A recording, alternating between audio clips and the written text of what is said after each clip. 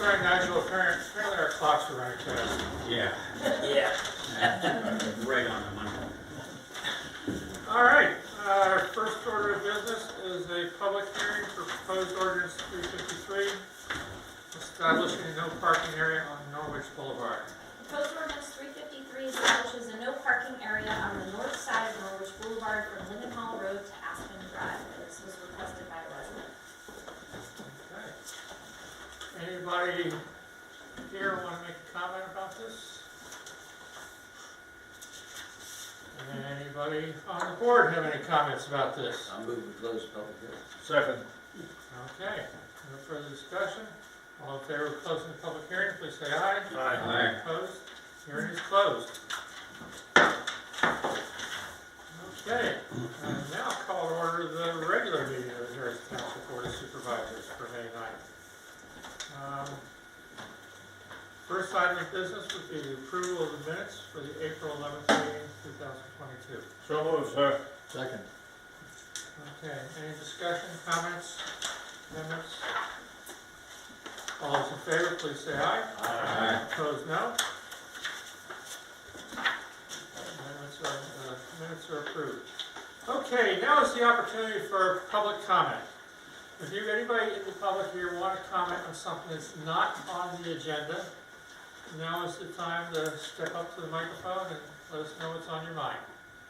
Anybody want to comment on anything that's not on the agenda? All right. Let me get my pen out so I can check these things off. Okay, new agenda items.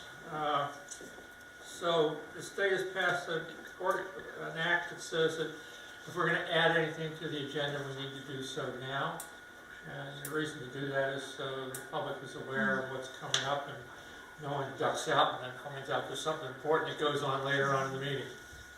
Does anybody have anything they'd like to add to today's agenda?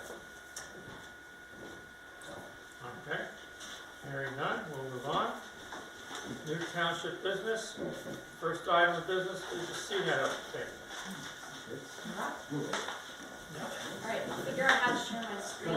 Do it simultaneously.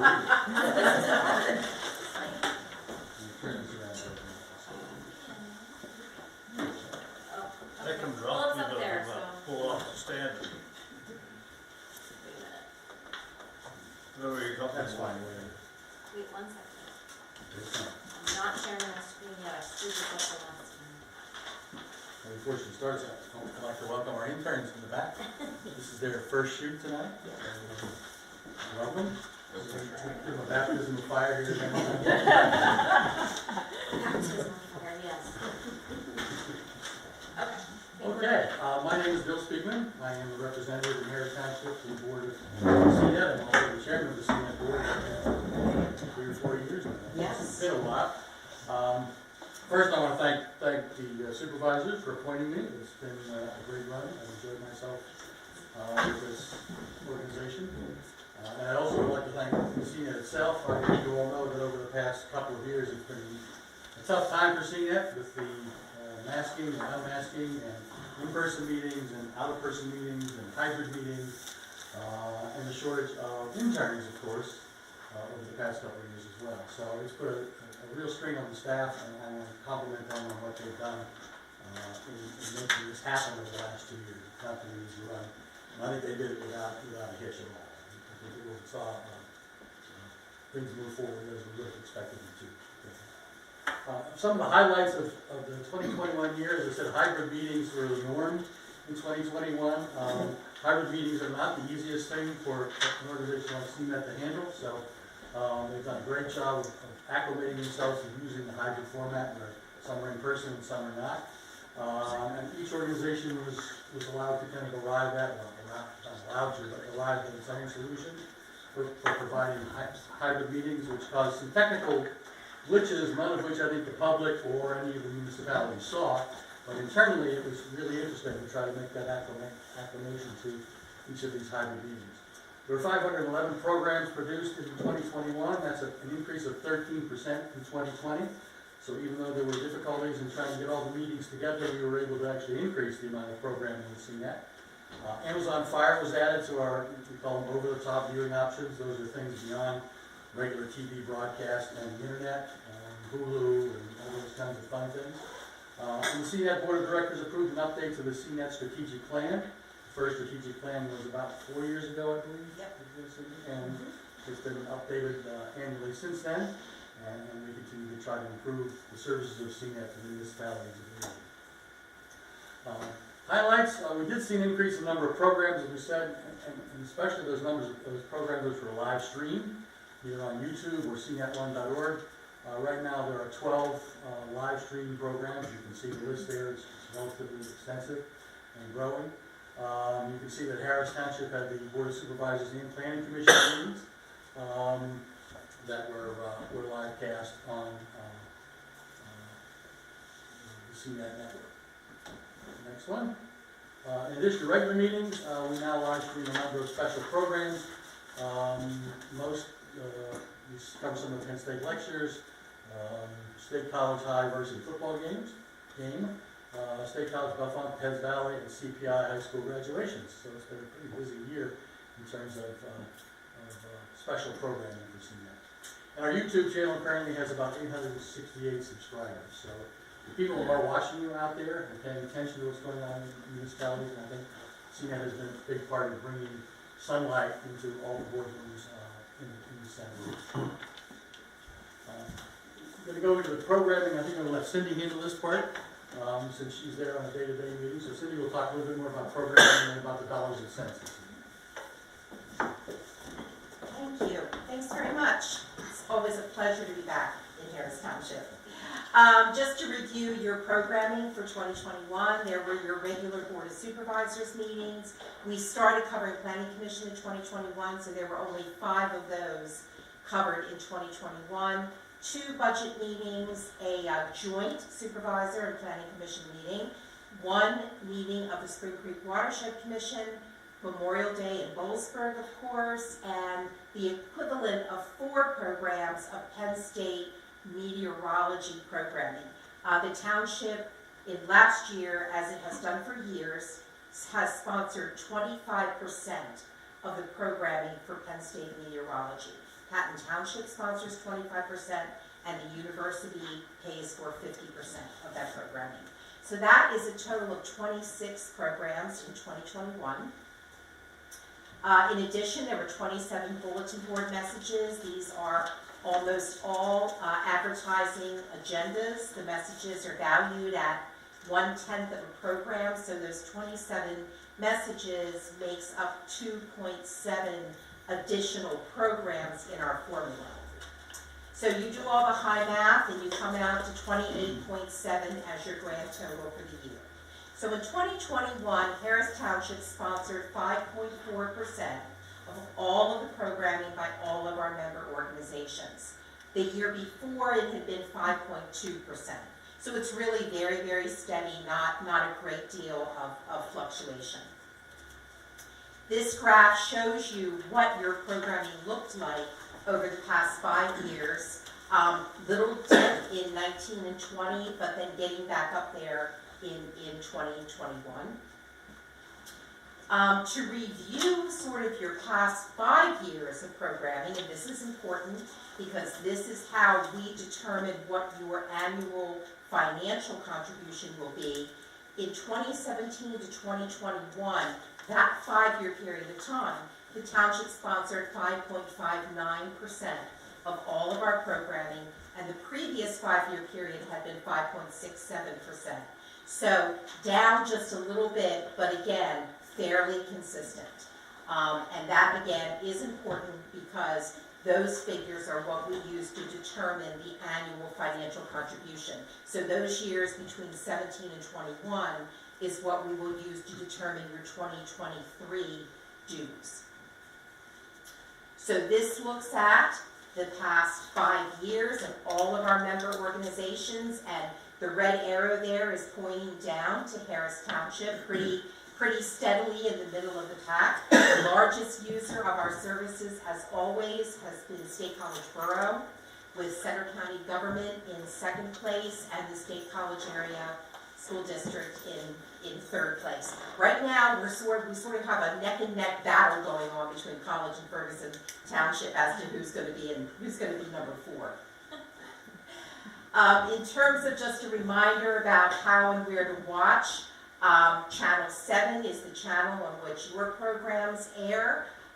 They are recorded, of course, on Monday nights and rebroadcast Wednesday at 9 a.m., Thursday at 5 a.m., Saturday at 4 p.m., and Sunday at 8 p.m. The Planning Commission meetings follow the same airing schedule, but on a different and alternate week. Of course, as we mentioned, both Supervisors and Planning are streamed live on CNET's YouTube channel, which is CNET Center County.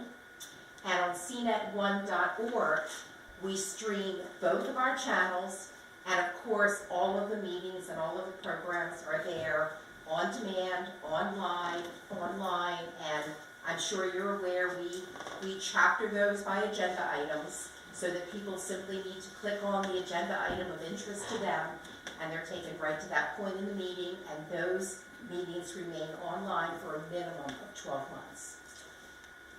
So we are, Bill had mentioned the over-the-top platforms. We are on Roku, we are on Apple TV, and we are on Amazon Fire. So we've really done a lot to increase our distribution network with the TV channels, the online programming, the YouTube, and then 3 over-the-top platforms. And I wanted to give you information about how many people are basically watching your meetings online. So I looked at both the Board of Supervisors between the period of January 21 and March of 22.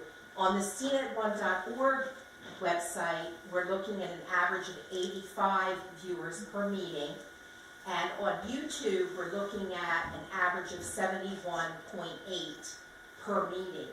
I do want to say that average for YouTube was skewed up a little bit because there was a September 13th meeting that had 333 views on YouTube. So that took that average up significantly.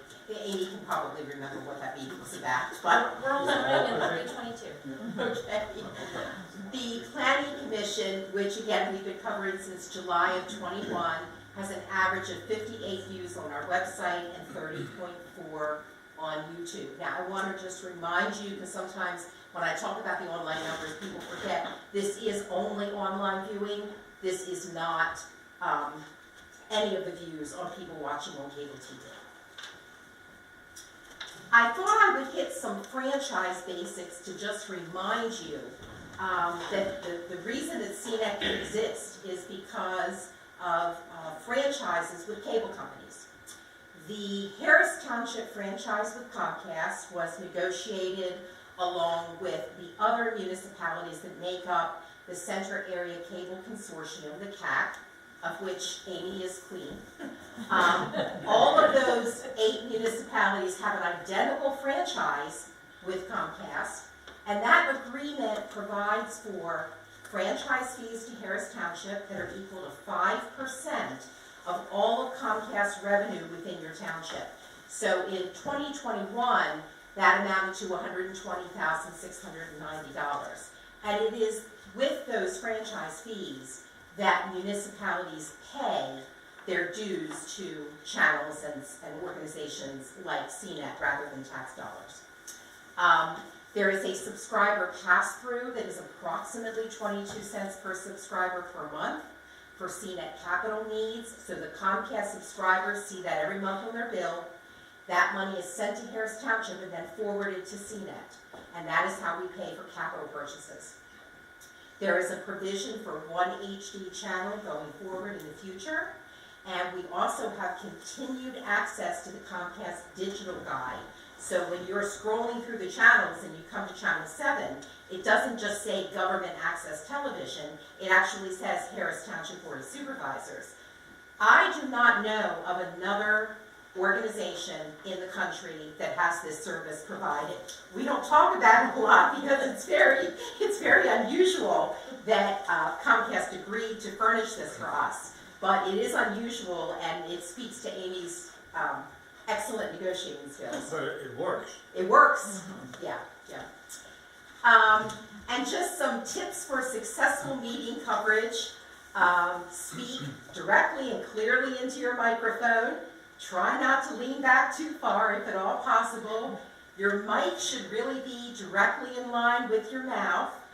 And most importantly, you do need to encourage and in fact require people who speak at your meetings to come to the microphone. And you do an excellent job of that, so there's really no problem there. Between all of you and Amy, you get people to the mic. So I think that's it. I went really fast, and I'm sure that either myself or Bill will be happy to take questions. Question. The 5.59% equates then to the 17,000 or so that we contribute to CEDAR? That's 5.5, is that part of your total budget? Yes, in a figure with a completely pure funding formula, that would be true. There are a couple things that throw that slightly off, but not much. So you're basically right.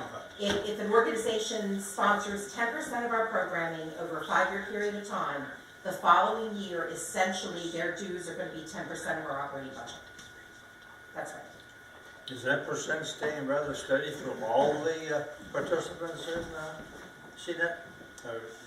Are any of them dropping high or dropping low? Or? I think that over the past few years, primarily because of COVID, we're going to see a drop with the school districts because, you know, we have been covering concerts every year. Well, there were no concerts for a while. You know, for a while there were no sports.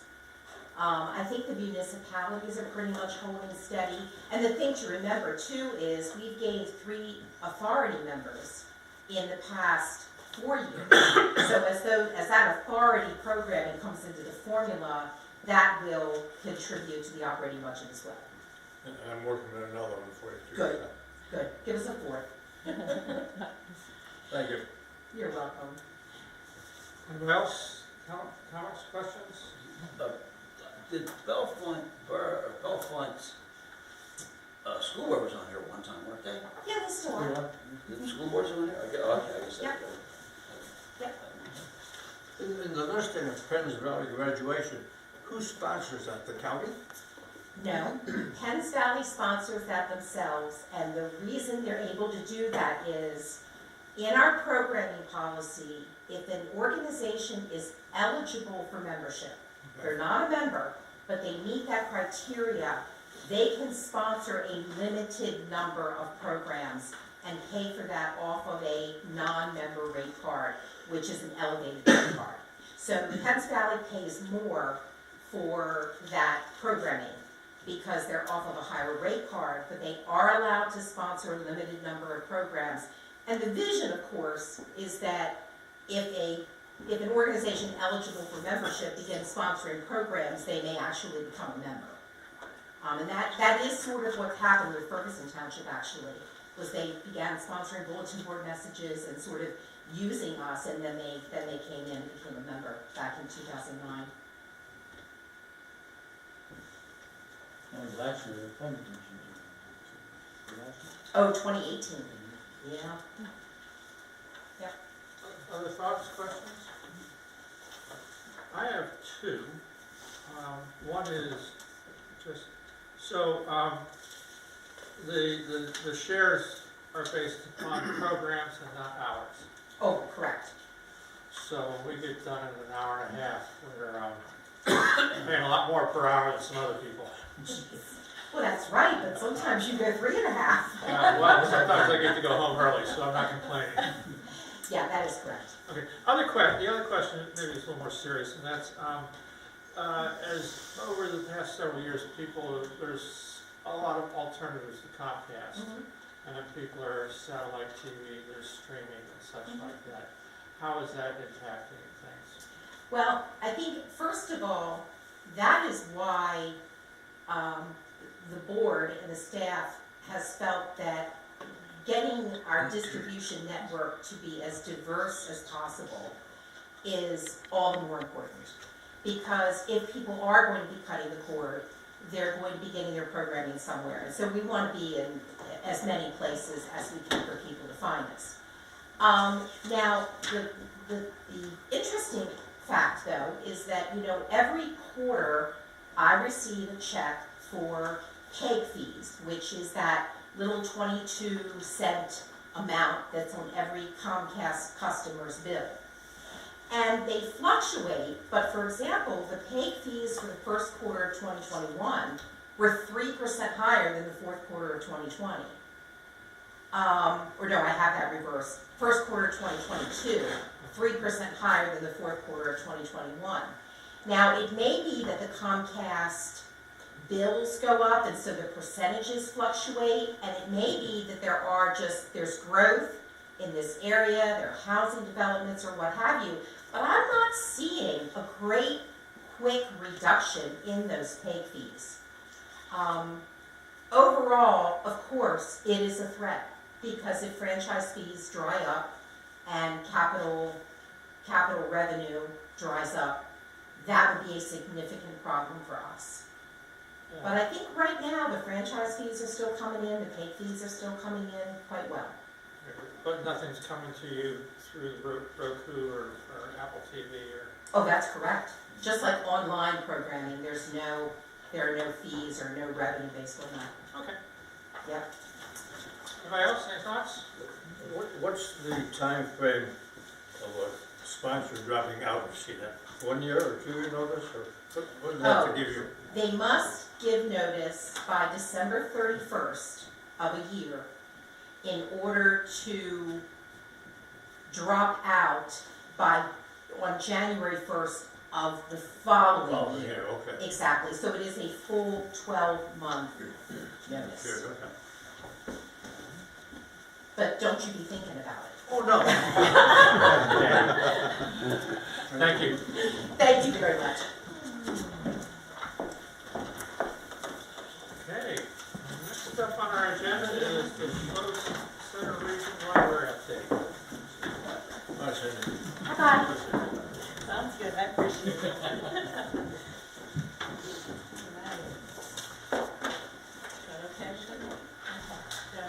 Hi, I'm Lisa Reeves-Collins, and I'm the director of SLO Center Region Library. I'm absolutely thrilled that I get a chance to actually come and talk with you in person today. It's really fantastic after seeing everybody sort of on the screen for so long. So what I thought that I would do tonight is just come and give you sort of a general overview of how we're doing so far as we're recovering.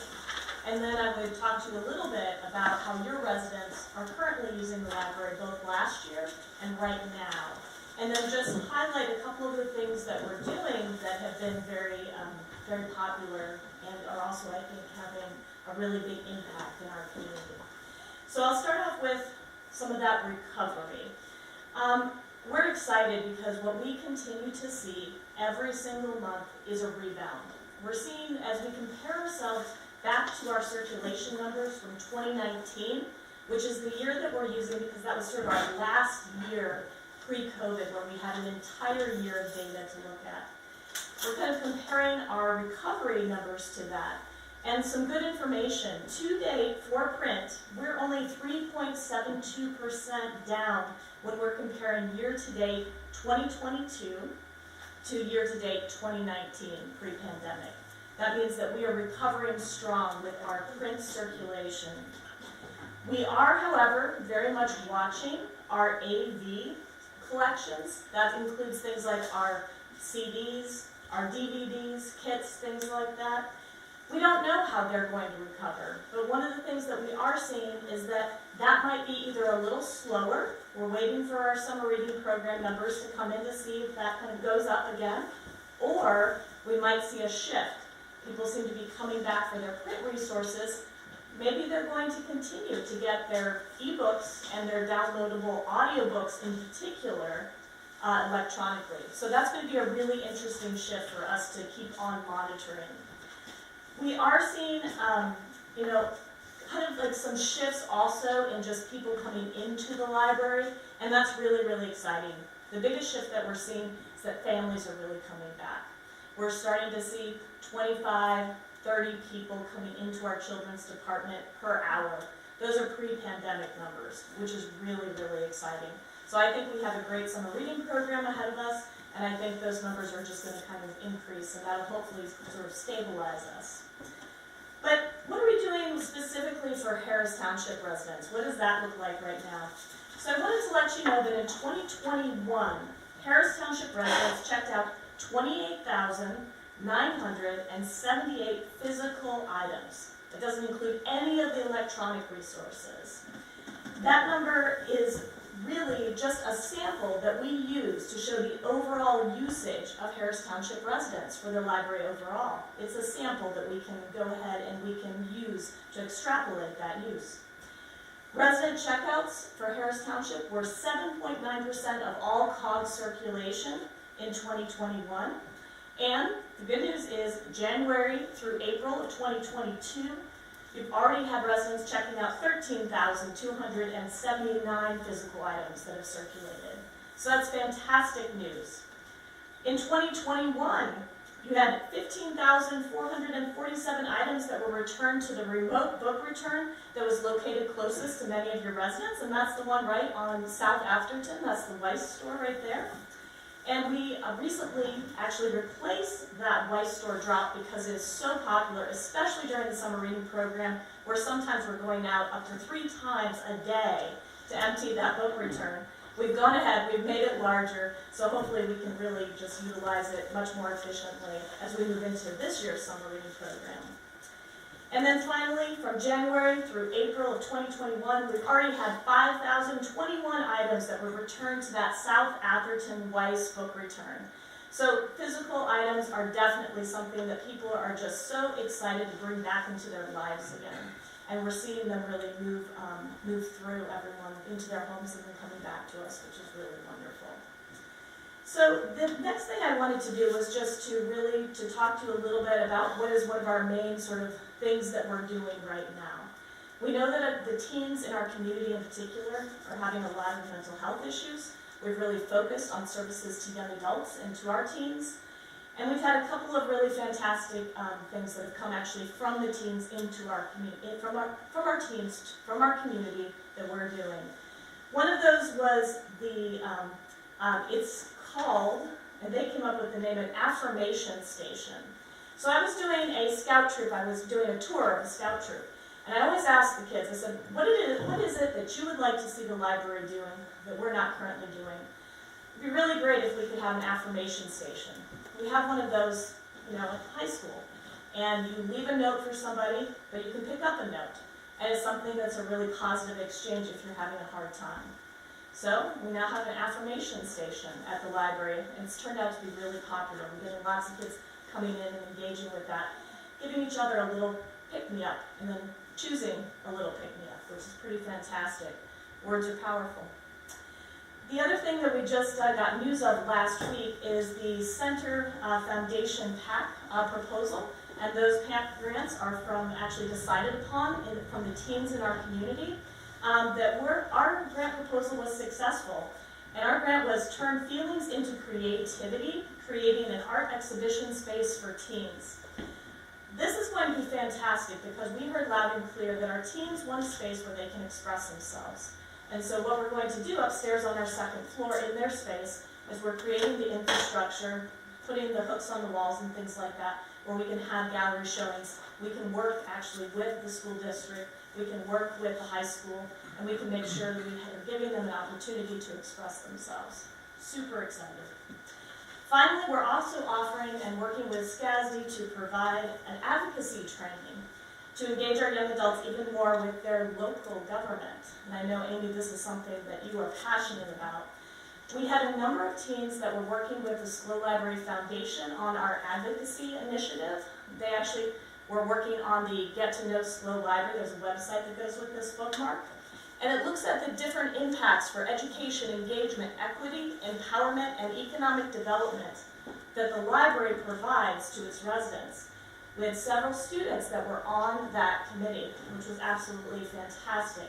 And what we found is that students are really interested in understanding how they can work and understand their local government and how can they really bring their voice to the decisions that are being made. So we're going to continue that process, keep them engaged, and really hopefully just grow that whole process. So we have a really great opportunity, I think, to really get that next group of individuals who might be sitting at this table, maybe in another 15 years or so. Just pretty fantastic. Finally, summer reading is coming. I gave you guys like the little sort of, this is our brochure that goes out to every kid in the State College Area School District and many of our other schools as well. And we have put together a fantastic summer reading program for elementary schools, middle school level, high school, and also adults. We successfully wrote and received a $5,000 music grant. So we're going to be having all sorts of performers coming into the library to really teach kids and give kids experiences with different types of music. We also have an amazing opportunity because we're going to be bringing everybody in because tickets are coming back. So this is the whole sort of, you know, as you read, you get tickets and then you put your tickets in the prize box type of thing. That's going to come back, and we know that that's going to bring the families back into the library to really explore and enjoy the summer and summer reading together. So lots of good things coming up, lots of work that we're doing to recover. We'll come back and really keep you guys up to date on what we're doing. We are almost completed with our annual report. That's going to be probably coming out right after Center Gives. So I'm excited to have the opportunity to come back to you and talk to you a little bit about everything that happened in 2021. So, any questions that I can answer for you tonight? With the, I want to say, book club program you have in Half Moon Township. Yes. The locker program? Yes. You ever thought about bringing that to Harris Township? We would be really interested in doing that.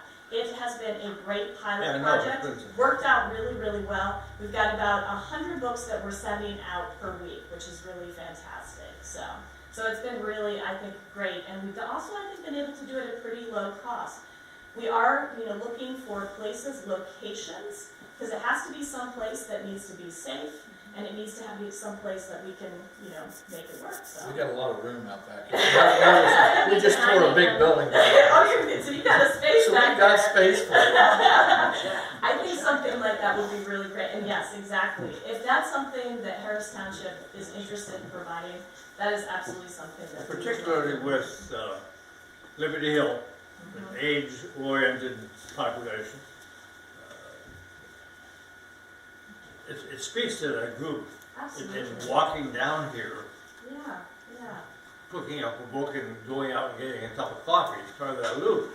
So I think we need to think about that. And we would absolutely be interested in doing that, yeah.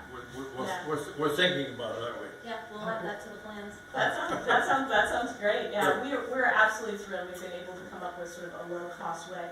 I do have that, we're starting to put together, as you guys all know, the budget, the capital improvement plan, and also for the COG process. And we do have that in there, so. What kind of cost does a township incur in doing that? It's about $1,000 to kind of get the locker piece and everything. We've gone pretty inexpensive because we really didn't want to invest in something that had too much technology. We didn't want to have electricity and a lot of things like that kind of running to it. The cost that we really incur is having someone come and actually, it's kind of like our book returns. We have handy delivery right now that's contracted to pick up at all of our book returns. So it's getting that particular service in place. And that's about $500. How many days a week do you deliver that? Half Moon we do once a week, and that's been really good. And that's really Half Moon. The situation there is that the book return is also once a week. So that's sort of been the kind of balancing act, is that our handy delivery driver goes out, he picks up the book return, and then he goes ahead and he goes down the road a little bit and drops off at the book locker. And you're working at Wayfruit Farm? Wayfruit Farm, yeah. So. That's possible. It does. And our staff have really figured it out. We've used this pilot project as a chance to kind of say, well, how do we scale this? So, yeah, so if it is something that you're interested in, we would be excited to pursue that. Well, we could even think outside the box, and we have St. Joe Academy and the Military Museum. It wouldn't have to be right next to this building. It could be somewhere else in the township that has that security presence kind of issue. Yeah, and that's the thing that we've found that's the most important thing, is to make sure just that, you know, it's kind of lit up and, you know, the area is something that everybody kind of sees, there's traffic, and, you know, that's really what we were looking for, just to keep everything sort of safe. It's sort of what we look for our book returns as well, and that's worked really well in the past. Even the Calvary property. Yeah, yeah. Or if you have any areas that are farther out, you know, in your township, that could be really, you know, really great, so, yeah. Yeah, the other comment I was gonna make is, even if this is cost prohibitive or whatever, if you have that many Harris Township residents going to Hills Plaza, having at least a book return here might be a good idea. With that many people coming, you know, going there, may cut down the number of trips you make at one trip and make 2 places, but I think that would be the minimum I would look at, you know, for the library. Well, and what we are finding with Half Moon, too, the feedback that we're getting is that people do want that sort of one-stop shop where they can drop off their books and they can pick them up. So, you know, and we know that it's not a replacement for full library service, because there's a limit, for example, on how much, like, you know, we have some people that check out 100 books at a time, you know, bags and bags of books. You know, each kiddo in their family has a bag of books. So it doesn't work for that scale. What it works really well for is someone who's getting 3 or 4 a week or something like that. So, it won't ever, I think, replace coming downtown to the full library and picking up large volumes, but it does fit a need for a lot of individuals. Well, let's hope it doesn't, because there's a lot more to the library experience. Absolutely. Have the Way Food Farm people been able to tell you any kind of increase in their business because of what you're providing? Is there a relationship between what they're doing in the restaurant there versus in time to the... We are hoping that will end up, that we'll get some of that sort of feedback back and forth. It's hard to know because we're still kind of just a few months into it, so we've been sort of kind of, you know, just making sure that it wasn't, you know, detracting in any way. And so far, it seems like it's been really good. I mean, we've been surprised. We've actually increased the number of people getting library cards out in that area because they're excited about the program, and they definitely want to take advantage of it. So we've had a number of people sign up for cards, and circulation is going up in Half Moon Township, which is great. Right? Thank you. Thank you, appreciate it. And I will leave these with you. This is from the Center Foundation. So these are those bookmarks. Thank you. And the Colin program starts tomorrow night, doesn't it? For the Center Gives?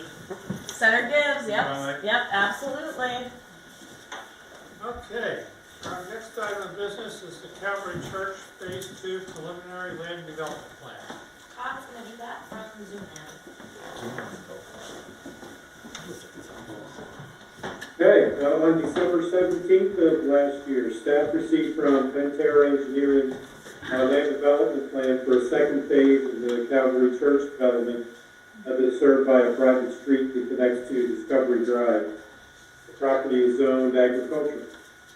This phase proposes a 9,227 square foot building addition to the existing church that would house a youth area containing 9 offices, restrooms, media rooms, and a lower level gather space room. The proposed phase 2 requires less parking than the original phase 2 plan from 2013, so no new parking is required for the current proposal. Staff has completed 2 reviews of the plan, the second of which was included with the agenda, as well as a plan sheet showing what is proposed. Comments from the first review have been reduced considerably, and it is thought that comments can be addressed in a timely fashion. The Harris Township Planning Commission reviewed the plan at their April meeting and recommended approval upon completion of all outstanding comments. The staff's recommendation is to move to approve the Calvary Church Phase 2 Preliminary Land Development Plan contingent upon satisfactory completion of all outstanding comments in the March 23, 2022 memo of the Principal Planner, the March 24, 2022 letter of the Township Engineer, and the March 25, 2022 letter of the Zoning Officer. I'll make that motion. Okay, we have a motion and a second. Any thoughts, discussion, questions? First question, chapter on the Center Region Planning Agency, Chapter 11, Article 3, the Phase 3 maintenance plan should be updated to show how the church building be expanded. Has that been done? Is that necessary? Chad Stafford, Pentair Engineering. So, based upon what Mr. Bokel had requested, we will remove, and we've acknowledged we'll remove any reference to Phase 3 off of the final plan, because at some point, Phase 3 will come into the municipality, but we don't know when that will be, and we really are not 100% sure of the scope of what Phase 3 will be. So it'll be a separate submission, and I think that's what Mr. Bokel was getting at. That's been satisfactory. On the plan, what we're gonna have is Behind you. there's a road I think a road swinging to the right and sort of dead ending going off the page. Is that part of? So, Is that part of Phase 3 or where does that go? no, so whenever the church facility was constructed, as well as the parking, the stormwater basin, that was a part of the access road that was used for construction. It also tied into the old macadam driveway that went by the barn and made its way up to the previous church center and then the residential house. Property? Yeah, there's the church center is still up on the hill, and then the groundskeeper's house is a cabin, and it's up on the hill too. So that driveway, that macadam driveway that goes by the old barn, and past the energy cap facility. Yeah, exactly. Thank you, Mark, or Amy. Whoever's doing You it. got the B team doing it. Yeah. So thank you. So that remains, and that's still the access to those two buildings. I was sort of wondering if that was proposed to be a big loop and somehow come back around and connect to the first part, but you're okay. Yeah. So when Phase 3 comes, that will be adjusted, modified, because the parking spaces for Phase 3 would be up in and around that area. So Okay. that'd be modified, but again, not at this time. Thanks, Dave. Right, Michael, anything? All right, no other comments? We have a motion and a second. All those in favor, please say aye. Aye. Opposed, no. Motion carries. Thank you. Thanks, Chad.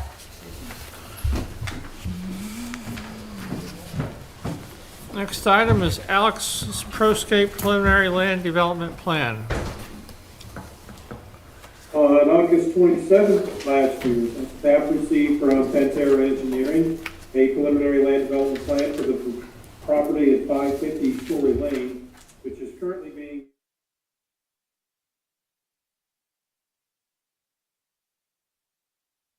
zone general industrial. Purpose of this plan is to allow for the construction of a 7,200 square foot garage and storage building for the business on the eastern portion of the property.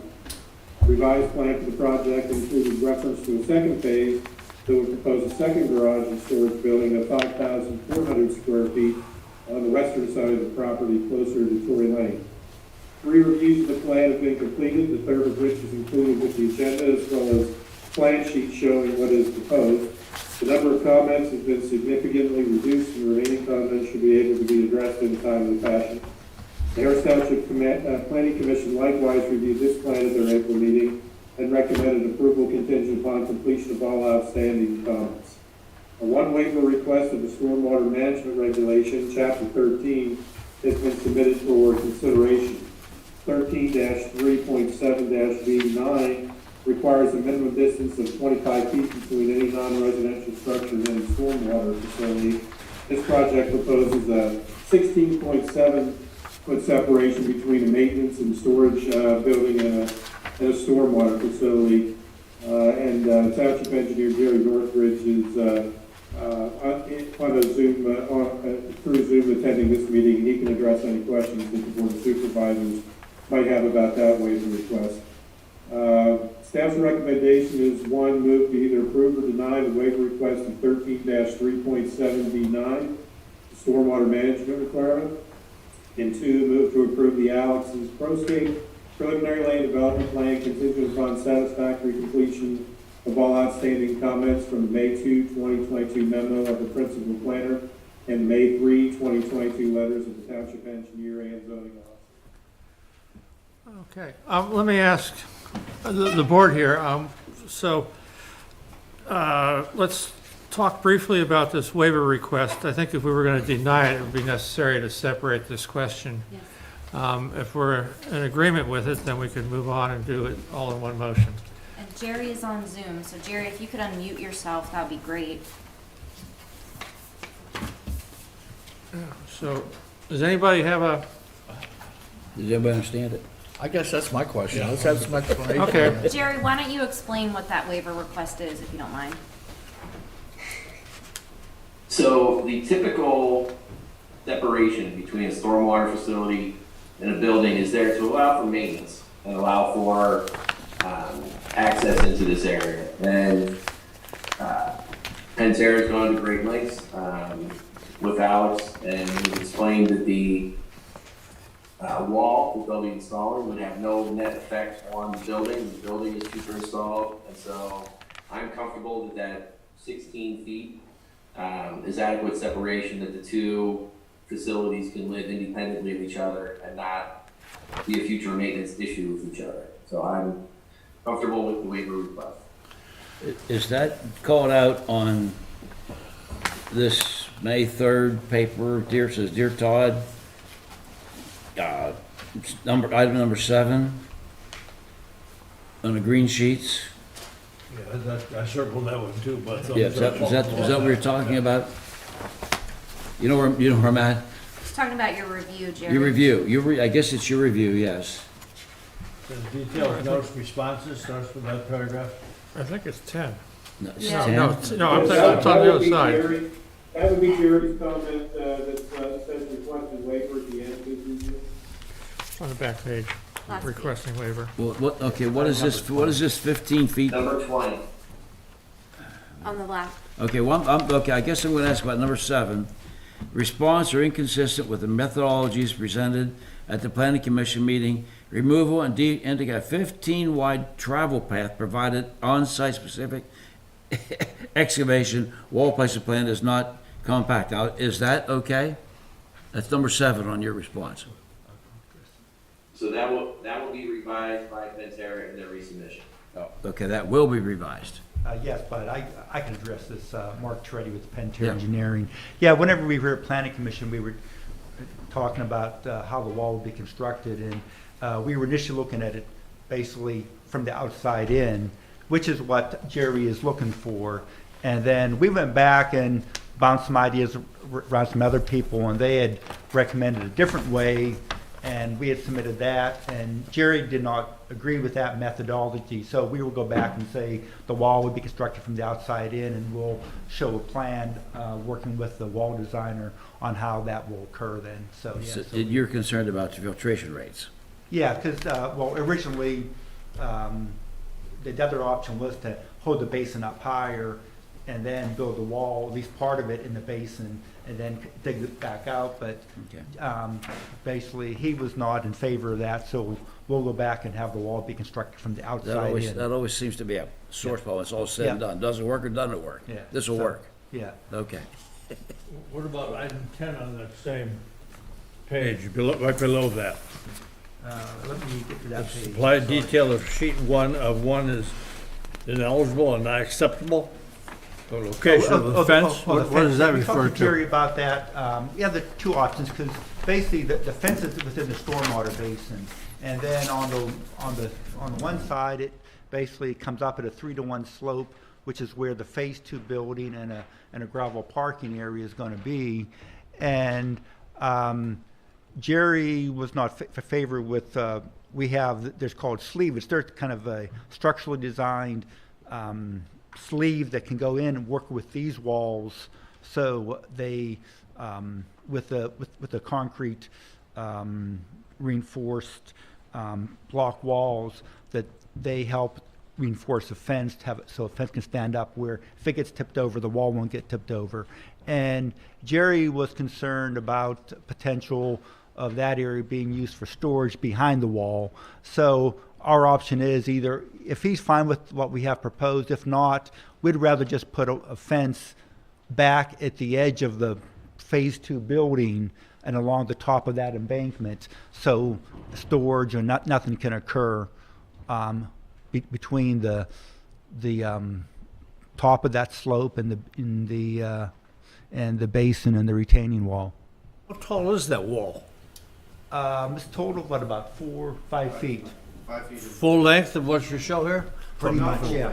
Yeah, There's a ramp for one. yeah, there's a little ramp right here, ramps down. Okay, okay. Because it's outlined here as a wall, and Yeah, it sort of dead ends to nothing to the bottom. yeah, it kind of just drops out, it meets grade here and here. What happens at that end? Well, I mean, it just meets flush with the grade, because the wall is 1/6 elevation, top of wall, Okay, okay. the whole way. So, And also, Jerry's concerned with regards to the waiver, basically, if they had to go in and repair the wall, say the wall was damaged, because the wall, it has blocked and it has some geogrid reinforcing behind it. If they had to go in and make repairs on that wall, the building will be designed, the footing's gonna be down low enough on the building that it will not interfere, the repairs for the wall will not interfere with the building, and they can maintain the wall in there without any concerns at all then if needed. That was The what we bottom were, line is, our engineer had no objection to what you proposed. yes. Is that right? Okay. I have a question there before you leave. On that particular part is, are we positive that 16, that we're not gonna flood anybody below that? That we're not gonna be back in a couple? what storm are you talking about? Oh, right here. The 100 year or the 1,000 year? Well, whatever. I'm just saying, we're going from 25 down to 16, and then, we've already have We've things had that- 100-year floods issues in every 10 that area. years, I don't yeah. want to have water coming down there flooding everybody below that or overflowing. Are we positive that Well, that that's what the 16 is engineers going to agreed to, take care of It's- that? It's been designed, per the 100-year storm, per the requirements. And also, after the flood, basically over in there where the outlet structure is, there is a small little capture area over there. It's kind of like a swelled sump area where we have an inlet that could help catch any overflow. And are all these Right. plantings here already completed, or is that That's all proposed. that's all proposed? Yeah. And how high is that going to be? Is that going to provide buffer for all these That's what it is, residents that are along these Yeah, edges? basically, I'll get to that here, Frank. What we're doing is, we are, especially around where there's residential houses immediately back by there, rather than, I think it's required to have a 6-foot side obscuring buffer. What we're doing, we're actually putting in about 300 and some trees, and most places where Geez, where they grow up. where the houses are right up against it, or those properties are, they are double stacked evergreen trees. They grow up about 12 or 15 feet high, and so we doubled them up in those areas there, basically to help with the buffer, to help with the Or noise. worse, job security there. Yeah, So we had Bull Avenue, we had lots of trees on there yeah, too. but they have concern with the noise, and also make sure that it is a site obscuring buffer. There's already an existing 6-foot fence along this property line, and we've also still heavied up the planting along there too. So we're trying to address the concerns of the residents who are living in that area. Yeah, normally I would say that would be, but we've had over the years, not with this particular usage, but other uses, we've had complaints. Yeah. And that they're very close to, right? Yeah. Very sensitive to that. So I'm glad you're seeing your road to put all that in there. Yeah, so it's, It was designed as a stowaway type thing with lights, and yeah, we had to guard against that, and then it was something else. So yeah. those are important, I think. So just to be clear, the waiver, the issue with the waiver is maintaining the wall, not prevention from an overflow from a storm. Yeah, it's basically the distance from this phase 2 building to the Yep. wall right Right. here is what it is. Rather than 25 feet, we have it down to 16 feet. 16.7. Yeah. But we're not changing the risk from, No, not The with that. storm, okay. Is the stormwater control for the whole project, is that all flowing into that basin, or are there other stormwater detention systems on there somewhere? No, everything goes down into that For basin. that whole parcel. Yeah. The rest of it You've goes done the down Tory- calculations, that Yeah. gonna work? The rest of it goes down Tory Lane. Yeah. Well, I Okay. guess, any other comments? I'll make them, Not on the waiver, I don't have any comments on the well, waiver. do we want to do this separately? We can do this all. Yeah, I would separate them. Well, okay, then I guess I move to approve, well, no, wait, move to approve the waiver request of 1337B9. I'll second that. Further discussion on the waiver? All those in favor, please say aye. Aye. Aye. Opposed, no. Okay, the waiver passes, is approved. Second item, let's have a motion and then see if there's any further discussion on that. I'll make that motion also, I guess. Okay. So we have a motion I'll to second it. So we approve the discuss. preliminary land development plan contingent upon satisfactory completing of the comments. And we have a second. Frank seconded it. Yep. Okay, thoughts, questions on this? I was gonna ask Jerry, are you satisfied with the explanation that's provided on number 7 and number 10 on your review sheet, Jerry?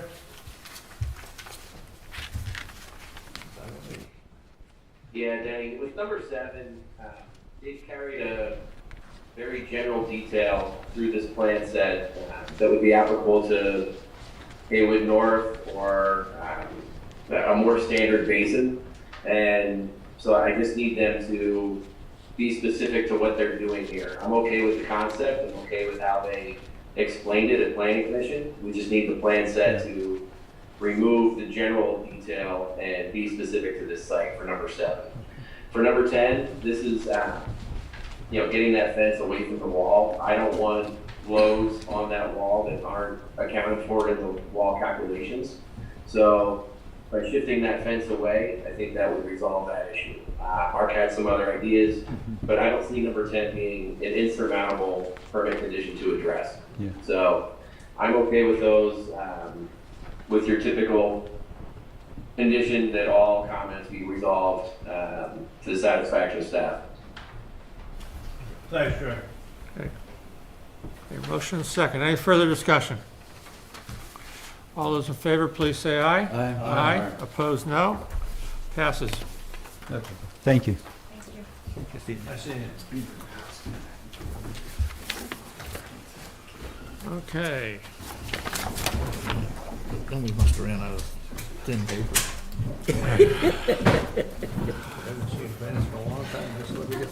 All right, next up, the Ralph R. and Joanne M.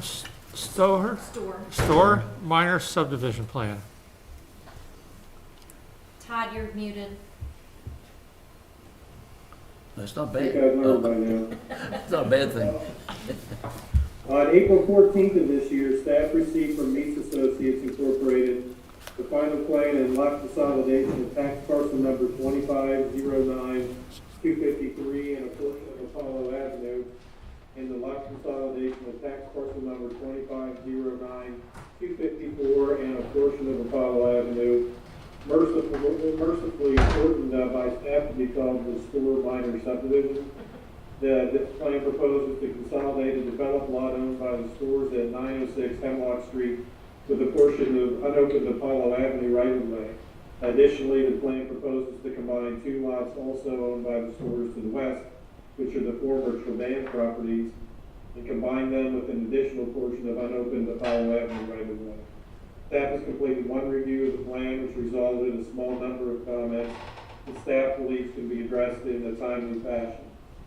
Staff's recommendation is to move to approve the Store Minor Subdivision Plan contingent upon satisfactory completion of the outstanding comments from the April 28, 2022 letter of the Township Engineer, the April 29, 2022 memo of the Principal Planner, and the April 29, 2022 letter of the Zoning Officer. Well, I will, according to this, the staff recommends that we approve this. So I will make that motion. I do have some questions, but I will move that motion. Can I have a second? I'll do a second on this. I I have have- a question. Okay, Question, go ahead. you know what is bumped through hoops now, right? I assume you purchased this is the Flipsy property, I understand, No, right? it's, Okay. it's stores over here. Oh, I thought, they look suspicious over there. No, they are here for two totally different items. They have not purchased this property. Yeah, actually, they're both my neighbors, just in two different directions. Okay, so this. Mr. Store is right okay. here, yes. You And purchased I'm Fred Henry, the surveyor Yes, that did okay. this, okay. One thing that caught me, there's a no parking spot right out in the middle of nowhere. Now, what was the issue on that? There's a That no was, parking sign. that was approved on that Treban plan. And now, we're combining that lot. I think that was tax parcel 25092. We're combining that with 2509253. So that parking area is actually going to be utilized as a parking spot for So this combined access property. that would not come off of Mary Elizabeth Street. It would come off of, I guess, Apollo. Apollo. Okay. That's, Yeah. The Okay. access comes off Creek Hollow Road. Creek Hollow. Creek that's- Hollow Road, Creek yes. Hollow Creek Hollow Right, Road. Creek, that's right. Off of Yeah. Mary Elizabeth- Which is Mary a Elizabeth dead-end Street, road. Creek That's Hollow where the Road. parking spot is. Yeah, that's a private street. And is there no parking sign up there? No, I mean, it's a It's not there. Not there now. it's a private road. Okay. It just sort of disappeared over time. Don't ask. Well, I guess I didn't realize those lots were not all combined. I just assumed over the years that they were all one lot for the No, last 50 or we're 60 combining- years. We're or- combining the Yes, lots now. okay. Bud? Yeah, done, yeah. The unopened Apollo Avenue, have we abandoned that? Or was that ever part of We haven't touched it in, I mean, way more than, the law says 21 years, we lose our rights to it. It's way more than 21 years. And I can't remember the year, Mr. Store, that you went and you actually claimed half of it, your half of it. I just started taking care of it. Yeah. Fred is good at it. Oh, okay, so I remember- But it was Treban, they went to the quick claim. Yes. And they got that and they claimed half. of Yeah, it. the Yes. lower portion of it was quit claimed on the Treban I plan. remembered that. And then we're just Yep, Yeah. continuing that I remember. claim. It's sort of, I mean, it shows up on a tax map as no man's land because it's unopened land and it's not a tax parcel and it just, Mr. Store's been taking care of one part of it and I think Mr. Flipsy's been taking care of one part of Yeah, it. and Can you, at one time, Meg Flipsy, God rest her soul, since passed, told me that the street was abandoned. And Meg kind of knew a lot of things about the township and what went on. And her and Dr. Flipsy came to me and said, are you interested in keeping your half of that road? And I said, well, isn't that Apollo Street running down? And they said, no, it's not existent anymore. They said, if you want to sign off, we'll take care of that whole property. I said, no, I don't want to sign off on it, you know. So that was when I understood that that was kind of non-existent. I've been in the house for 50 years, we've been here almost? Yeah, we're fairly newcomers. I mean, there's been nothing done with it. And I've been seeing it, put fertilizer down, I put a stone, when COVID hit and I was out for work for 2 months, I built a stone wall down there. From the beginning of the property, went all the way down over into Treban's property and to where the hill crested down, and I stopped it there. So he built a stone wall on Township property. Todd literally, his eyes perked up when you said Okay, I just that. wanted to make sure that we had no claim to that. No, it's not anymore. You'd have- you'd have to okay. You'd have to go Okay. reposition or re-survey it. I remember talking about it years ago, so. Yeah, it was. That's just how that got built. Pardon me? That's just how that got built. I've got some questions for Jerry again, the same kind of. Jerry's not on anymore, he Oh. left. The number 2 on Jerry's, the elimination of 1/2 of the unopened Apollo creates a landlocked situation. Is that of any concern to us? I don't think so because I think that parcel is also part of your, isn't that one of your parcels? But I own from Hemlock Street all the way down to Treban property, which runs down over to the creek. Yeah, Okay, So so I- I don't know what would be landlocked. I think Well, Fred, we just have to confirm, right? Yeah, my comment was, that other half of Apollo Street was originally I believe Oak Street on another subdivision plan, that still belongs as a right-of-way to, I guess it's Philip Lee, the lot below that they were, Flipsy? Flipsy lot. See, yeah. Flipsy. But So in Flipsy, other words, they still have the right to use that lower portion of the street, but it would take quite a bit to open it. Oh, jeez. I mean, it would be a private opening, it wouldn't be the township. Be good sled riding. Oh, my I God. looked at the plan, Fred, I don't think I've ever seen a plan that has so many angles and bends, and apparently That comes was back part to of that closer. older original Oh, there's a lot Bowl of, estate. lot of additions going back down to the stream. Yeah, well, see, I have nothing to do with that. Oh. I just bought the property. Are we okay in the riparian buffer? stop it. Uh, Yeah, A number, we've re-signed that. In other you words, okay with that one? signed on it Okay, again. okay. Then we got one more here. Water Authority on Apollo, the easement for a public utility, is that okay? It's a water line runs right down there. Okay, good enough. It's been marked. Okay. I guess the important question is, you know, you're consolidating all these lots, and what's your ultimate goal? My son wants to come back home. And he wants to build a house. He wants to build a house. Okay. Uh, We're not talking about a development then. No, we're talking about my son coming home and building a house in those 2 lots. Okay. He's been in North Carolina for 10 years, and grew up here, he has a family now, and he wants to bring him back. I was gonna ask that, but I didn't think it was germane to the conversation. Well, I mean, as I'm reading all this, there's a lot of stuff here, but it's pretty much a straightforward consolidation. Well, it's so- pretty technical though. Yeah, so- yeah, it's really technical. I own both lots, so I'm giving it to him. I just, you know, in order for him to build, I've talked to Todd, he says that we couldn't, we needed to combine them, so we didn't have an easement problem with 1 lot and a house. When he builds, where will the driveway intersect His into? driveway will come in through Creek Hollow. Oh, yeah. Creek Hollow, at the end of Creek Hollow, his driveway's gonna swing up. Creek Hollow, oh, okay. Yeah. Like there were no Creek parking. Hollow is the one that comes off of Mary Elizabeth? Yes, sir. Okay. The Longs built a house there, didn't they, Yep, with their yep, daughter? Long's daughter built the house. His daughter lived there, yep. Yeah, which is, what was it? Oh, I- Nicole and Al I can't remember. House? I have no idea. That's who owns, But remember, that was right behind that one, wasn't it? that was right behind They her. caught hell for that. So that road has never been extended any further than that house? Yes, it's gone down to these lots. Okay.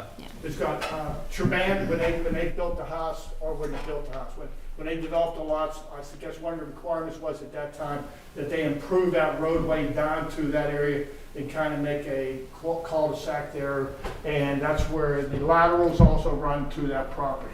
The lateral runs down It there. would make sense then for the driveway to go to Mary Elizabeth rather than coming up. Yeah, it's gonna go along- up Creek Hollow and Yeah. then swing into the property. But there are a lot of angles and sub-angles on that plan. Yeah, but, you know, most of that's over the hill. You know, you have a 50-foot buffer zone down at the bottom, and then the rest of it's kind of fairly steep, so until you get to the ridge. Well, where all those lines are, it gets pretty steep, isn't it? Going down to the stream. Yeah, it runs fairly, from the ridge down to the stream, it runs fairly steep. I think a 30-degree angle, because I wouldn't have a Kubota, and I wanted to take it down there. And, you know, I talked to Kubota dealers, and they said, you could probably try it, you know, and I, you know, so I'm 73 years old, and I value my life. I've gotten this far, I want to finish the race, you know, without having a machine laying on top of it. What's the percent grade between that, the lines on that piece, Fred? What does that indicate? On The steep slope area, Yeah, it's over what's- 25%. 25% That's between the correct. lines? Okay. I put an angle indicator on it, and I think I got a 26-degree Yeah, grade. it's well over 25%. Okay. And interestingly, the Mary Elizabeth Street culvert, you should have gotten a letter from me, or you will be. I just got that, I don't Yes. understand that at all. Yeah, well, I so- can explain it while you're standing right here. I'm just telling you. We're replacing the Mary Elizabeth Street culvert, which is the longitudinal crack in it, and we're putting a substructure in. So when we put the substructure in, we have to grout around it, and then it creates a little bit more, like an inch or two more of chance of getting more water if there's a storm Where's the event. more water gonna go to? It would be the very bottom, that steep part of your property that's Oh, it'd be over by down the near the creek. creek then? Yes, So if you're, Can't do anything with that if you're okay with it, if you could sign the easement and send that back to me, that would be amazing. I thought I saw a dollar figure. Yeah, it wasn't much of one, we did. Yeah. You wanna make a motion to sign that? We can take it. I just thought I'd bring it That up could while be a you were contingent here. upon, I sent one to Ken Minor then as we well. can make a contingent upon signing this. No, you can't. I don't think we could. Is there anything else I can answer for you, Joe? Do we have a motion? We have a motion and a second. All right. It's complex, but simple. Yeah, it is complex but simple. It's you know, trying to combine two lots into one, and, you know, it was just, my son had an opportunity to come back home, and he wants to raise his family here, and. Oh, glad he's coming happy back to to, have him back. nice to have him back in Harris Township. Yep, yep. Good. Anything else? Anybody? Okay, all those in favor, please say aye. Aye. Opposed, no. Motion carries. And I'd like to say, you know, Todd's been a great help with me on this. He's kind of, you know, talked to me and what I need to do, so I appreciate it, Todd. Could Todd hear that, or is it muted? Thank you. Thank you, Fred. Okay. Our next item up is the transient retail merchant license regulations. So at last month's meeting, the board discussed the transient retail merchant license regulations. Several suggested changes to the regulations were discussed, including changing the length of the license terms, allowing for a renewal of a license, and clarifying the exemption for nonprofit organizations. Staff incorporated the suggested changes into the existing ordinance language. We also attempted to clean up some of the outdated language. That ordinance was actually originally enacted in 1979. So we went through and kind of cleaned up some of the outdated things about hawking and language that we don't use anymore. We put a copy of the suggested changes in your packet. That's the one that was marked in yellow, and then we also gave you the original ordinance. I will say that I sent this to Claire Lortz, who is here. Claire is a transient retail merchant herself. She makes fabulous jewelry. And so she had been here last month on Zoom and given us some suggestions. So we sent it to Claire, and Claire thankfully wrote back and had 2 items that she required some clarification on. So Todd and I sat down today. There were 2 very good comments. Todd and I sat down today and clarified that language. I did send you guys that email. So if you, You sent it afternoon? yes, I'll go through it. I didn't get it.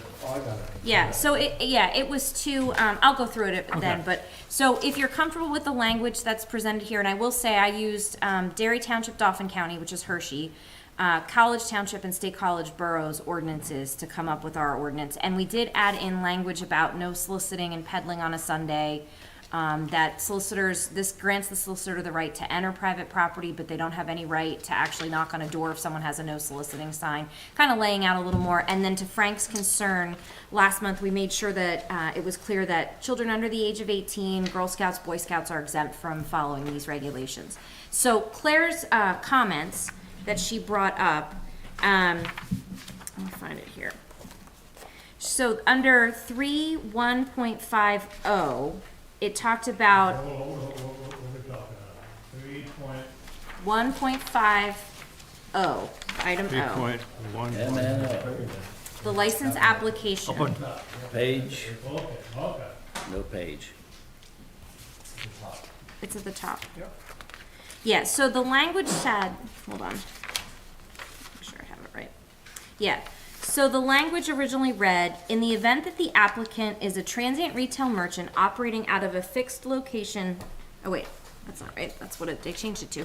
It said, in the event that the applicant is a transient retail merchant, the application shall also set forth the location or intended location of such transient retail merchant's place or places of business within the township.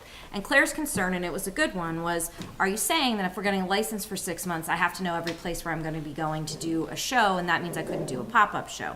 And we clarified that Todd said a lot of these vendors now, when they're applying, they're listing what they know that they're doing, and then it's fine if they go out and do other shows. This also applies to someone who would be using a temporary business storefront, say they're renting a place for 6 months downtown, so they would know their location.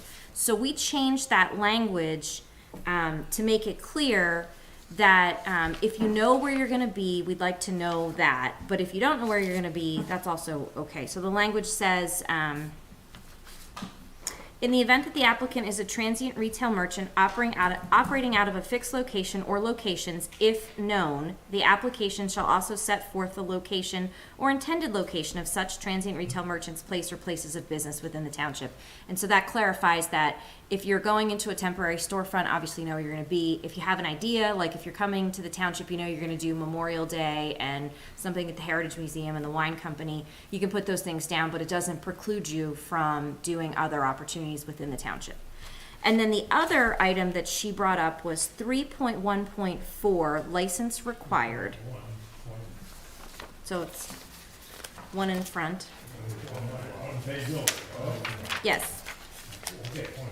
So that read, no person, firm, or organization shall engage in soliciting, peddling, or in a transient retail business in the Township of Harris without first having made application for and taken out a license as herein provided. And this was the question. Transient retail businesses that are operating at multiple locations throughout the township shall be required to obtain one license for each vehicle, stand, tent, and/or place of operation. What we wanted to clarify is sometimes we have food truck vendors that will come in particular, and they'll bring 3 different food trucks for one event. So we wanted to clarify that if you're bringing 3 different food trucks for one event, you need to have a license because the ordinance requires your license hang up at each stand. So we wanted to clarify that. So Todd actually fixed, that was my bad language, Todd fixed the language. So it says, now our suggestion, transient retail businesses that propose to operate at multiple locations at the same time and or to operate for multiple buildings, structures, vehicles, or other places of sale at the same location within the township shall be required to obtain one license for each building, structure, vehicle, or other place of sale. So if you have one stand, you're coming in and you're doing one event, you can do the 1-day permit. If you have 3 stands, you're coming in, you're doing a 1-day event, you have to have one license for each of your stands or your food trucks or whatever. And we didn't, I will clarify that we have not changed the application yet. We wanted to make sure you guys were okay with the draft ordinance language. We're going to take the language from here with the 5 business days ahead of time and make all of that clear and revamp that application so that it's more clear for the vendors when they do get that. And then we're talking about doing a little education piece so folks know what's expected, and people that might be doing when they're applying for a special event will incorporate the language about this license process into the special event registration information that folks get so they understand that this is part of the process. Will the application be printable? So you can print it at home and bring it in, or do you need to pick it up here? No, it'll be on the web. It'll be, okay, Yep. good enough. And we're taking away the notary part of it, so you won't have to have it notarized. You won't have to come to the township to have it notarized to pick it up. We do, and this was something College Township, State College both have in theirs, we do reserve the right that if you don't submit proof of identification, which is a driver's license or a state-issued identification card, if you don't submit that, we can send you to have a background check and to be photographed by the police just to keep it if above board. But most people do have that form of identification. And that applies to not just the vendors, it also applies to solicitors and peddlers as well. And for the annual renewal, is there going to be a renewal option still for Yes. the annual Yeah, we did. option? It's a yearly, So we changed the license term. you can buy yearly. You can do 6 month, 1 day, hold on, we changed it to 1 day, 1 calendar month, 6 calendar months, or 12 calendar months. And then the term runs after the date when it's issued. The 12 calendar months license can be renewed, and we did add a comment that we got from your husband, actually. The 12 calendar month license may be renewed by the applicant. The applicant shall review the initial application and shall supply in writing a confirmation to the township that the information provided on the application has not changed. If anything's changed, we do then need you to fill out an amended application so we have it on file. And we'll set that renewal fee accordingly so that it's not as much as the initial fees. Could you bring one in for Ken, or could Ken bring one in for you? Is it applicant, we're using applicant, meaning a person? One business, yeah. Yes, each entity. Yeah, one So business. Ken- So like Ken- if Ken wants to have a booth at a show and I want to have a booth at a show, that would be 2 separate licenses. But if you do one and he doesn't, can you bring his? Well, I Or think does he have to- I think there's something in the requirements. You have to list people if they're gonna. You're listening, if people are helping, so we, we changed So that. I would just put him down on my application. I think about this goofy mail-in ballot system, and if you can't put someone's ballot, don't even go there. It's complicated. I have a question. Yes. The fees, well, we would, if, once we do this, we have to also approve this, the changes Yep. fee schedule. We'll amend the fee Right. schedule, yep. So then renewal, why would it be a fee for renewal? Why can't it just? That, renew? that's the question I had. Well, we were gonna set the renewal fee, Todd and I had talked about, and Todd, maybe you can chime in here as well, but we had talked about setting it low at like $10 or Why- $20. why nothing? Why not Because nothing? we have to go back, we're gonna create a database for all of these applications now, which we don't have now, they get filed. But we've talked about similar to what we do with a tax certification. We have an actual database that Deb has, a spreadsheet, and we'll create a database with all the license information, we'll have everything filed so we know where to pull it. So there is some staff time involved with us pulling the What would they have to do if they application. weren't doing that? We still We pay do them? have other stuff still that we pay do them? around here. But they would still get the same amount of money. They do, but Yeah. we do feel we should recoup some of our costs. And I will note that in the borough, the application fee is like $600. Yeah, it's like, we want to be just like the borough. By the way. We're trying to not. I have a senior moment. Did you say we could do this online? Are we gonna be able to Yes. apply for this? Okay. Yeah. A couple questions. Number 5 on 3.1.18, 3.1.13, third page. Can we include, rather than fire company, ambulance, can we simply use emergency service providers? Because it would be all-inclusive, and I talked to Amy about it. So, Denny, that's a question for me, not for Claire. Okay, well, yeah, we can talk about it. Claire doesn't work for an emergency Well, service no, provider. She's part of the discussion. So Can Well- we use EMS because there may be a time when, I can't project when, but that the police would be involved in this? So That would be inclusive enough that we didn't have to go back and change it. this is the original language from 1979, so you can change it however you Well, want. if 79 EMS wasn't I will around say in that 79. the police usually don't go door to door because that's sort of problematic, but Things change. yeah, I mean, you can change it however you I want. would prefer using EMS service providers, much more all-inclusive of what you got listed there. You know, there may be new ones coming down the road, I don't know what they are, but that's my suggestion. 3.1.5, can we legally request social security numbers? What? So Yeah, I think, include, we can ask, I think we can. We have been. Yeah, we have been. That's the Can current we? language.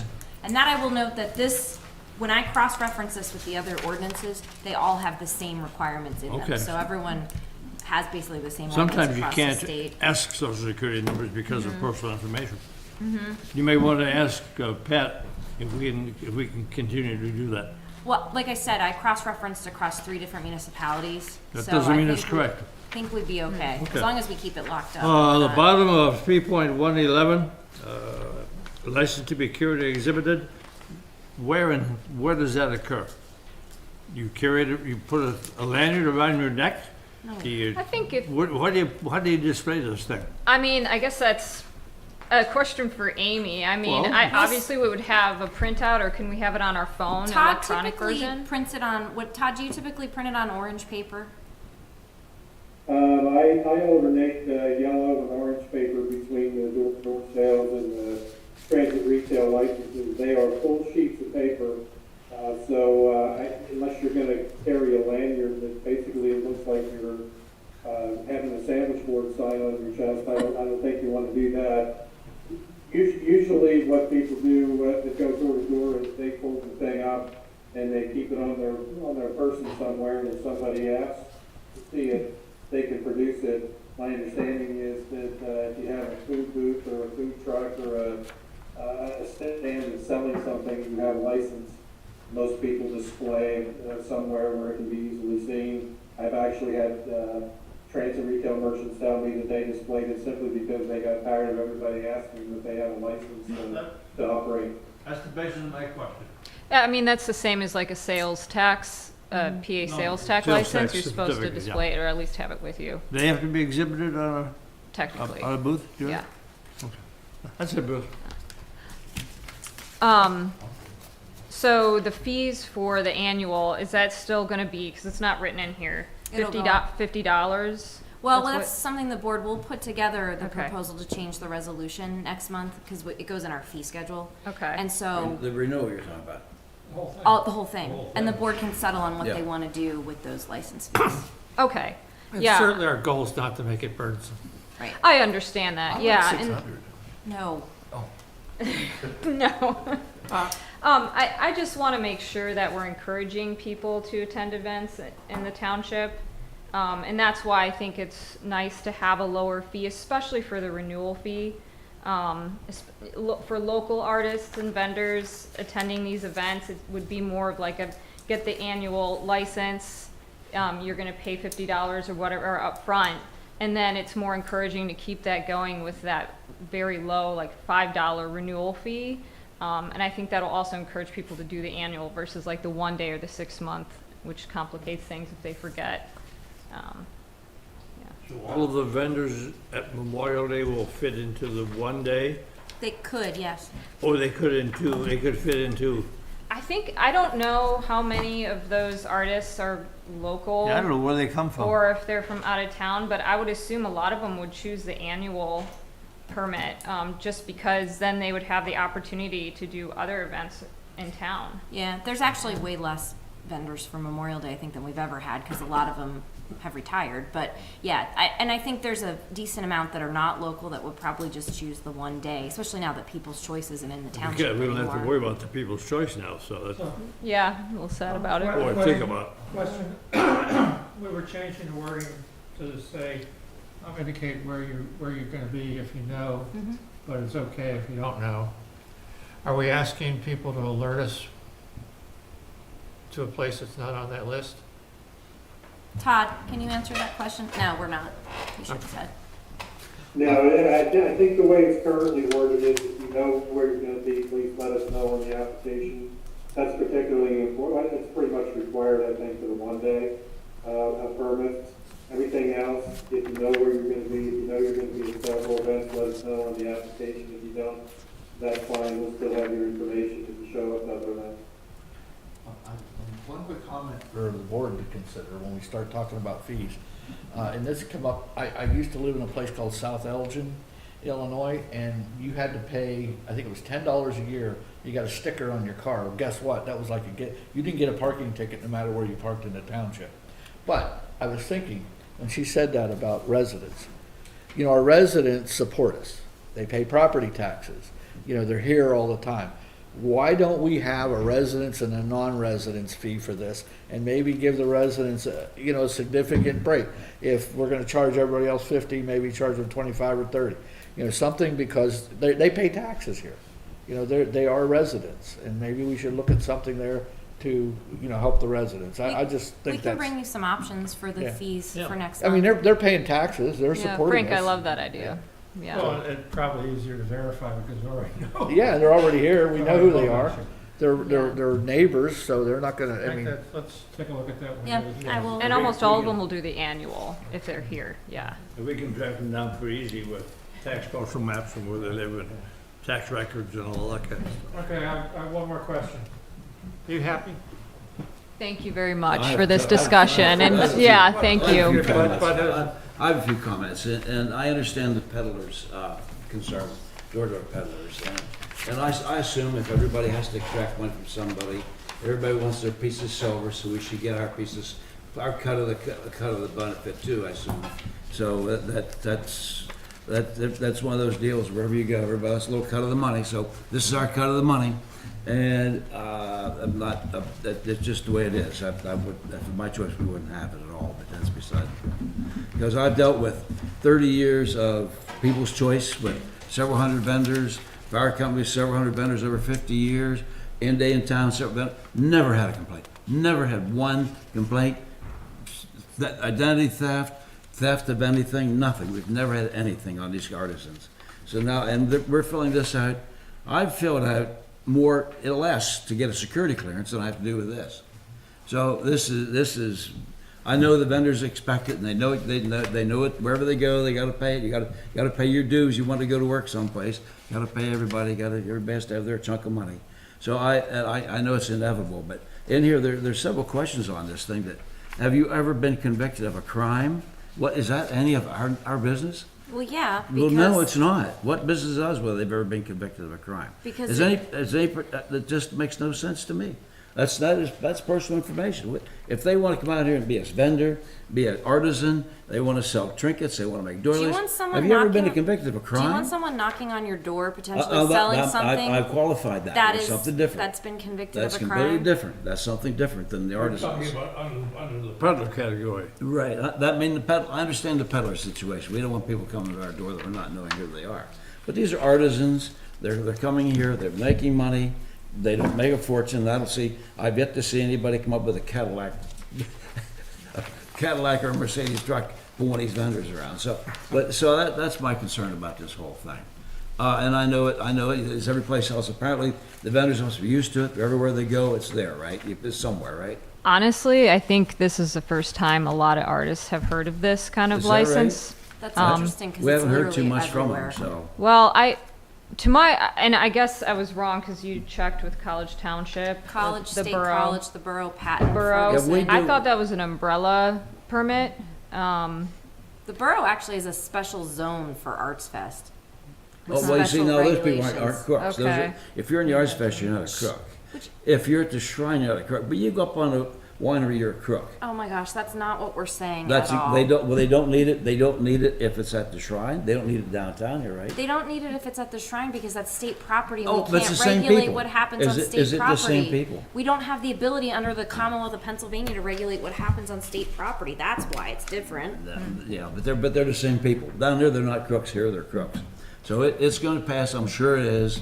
We're just determined we want our money from this. We want to be able to come back and say, oh, we It's not- investigated you.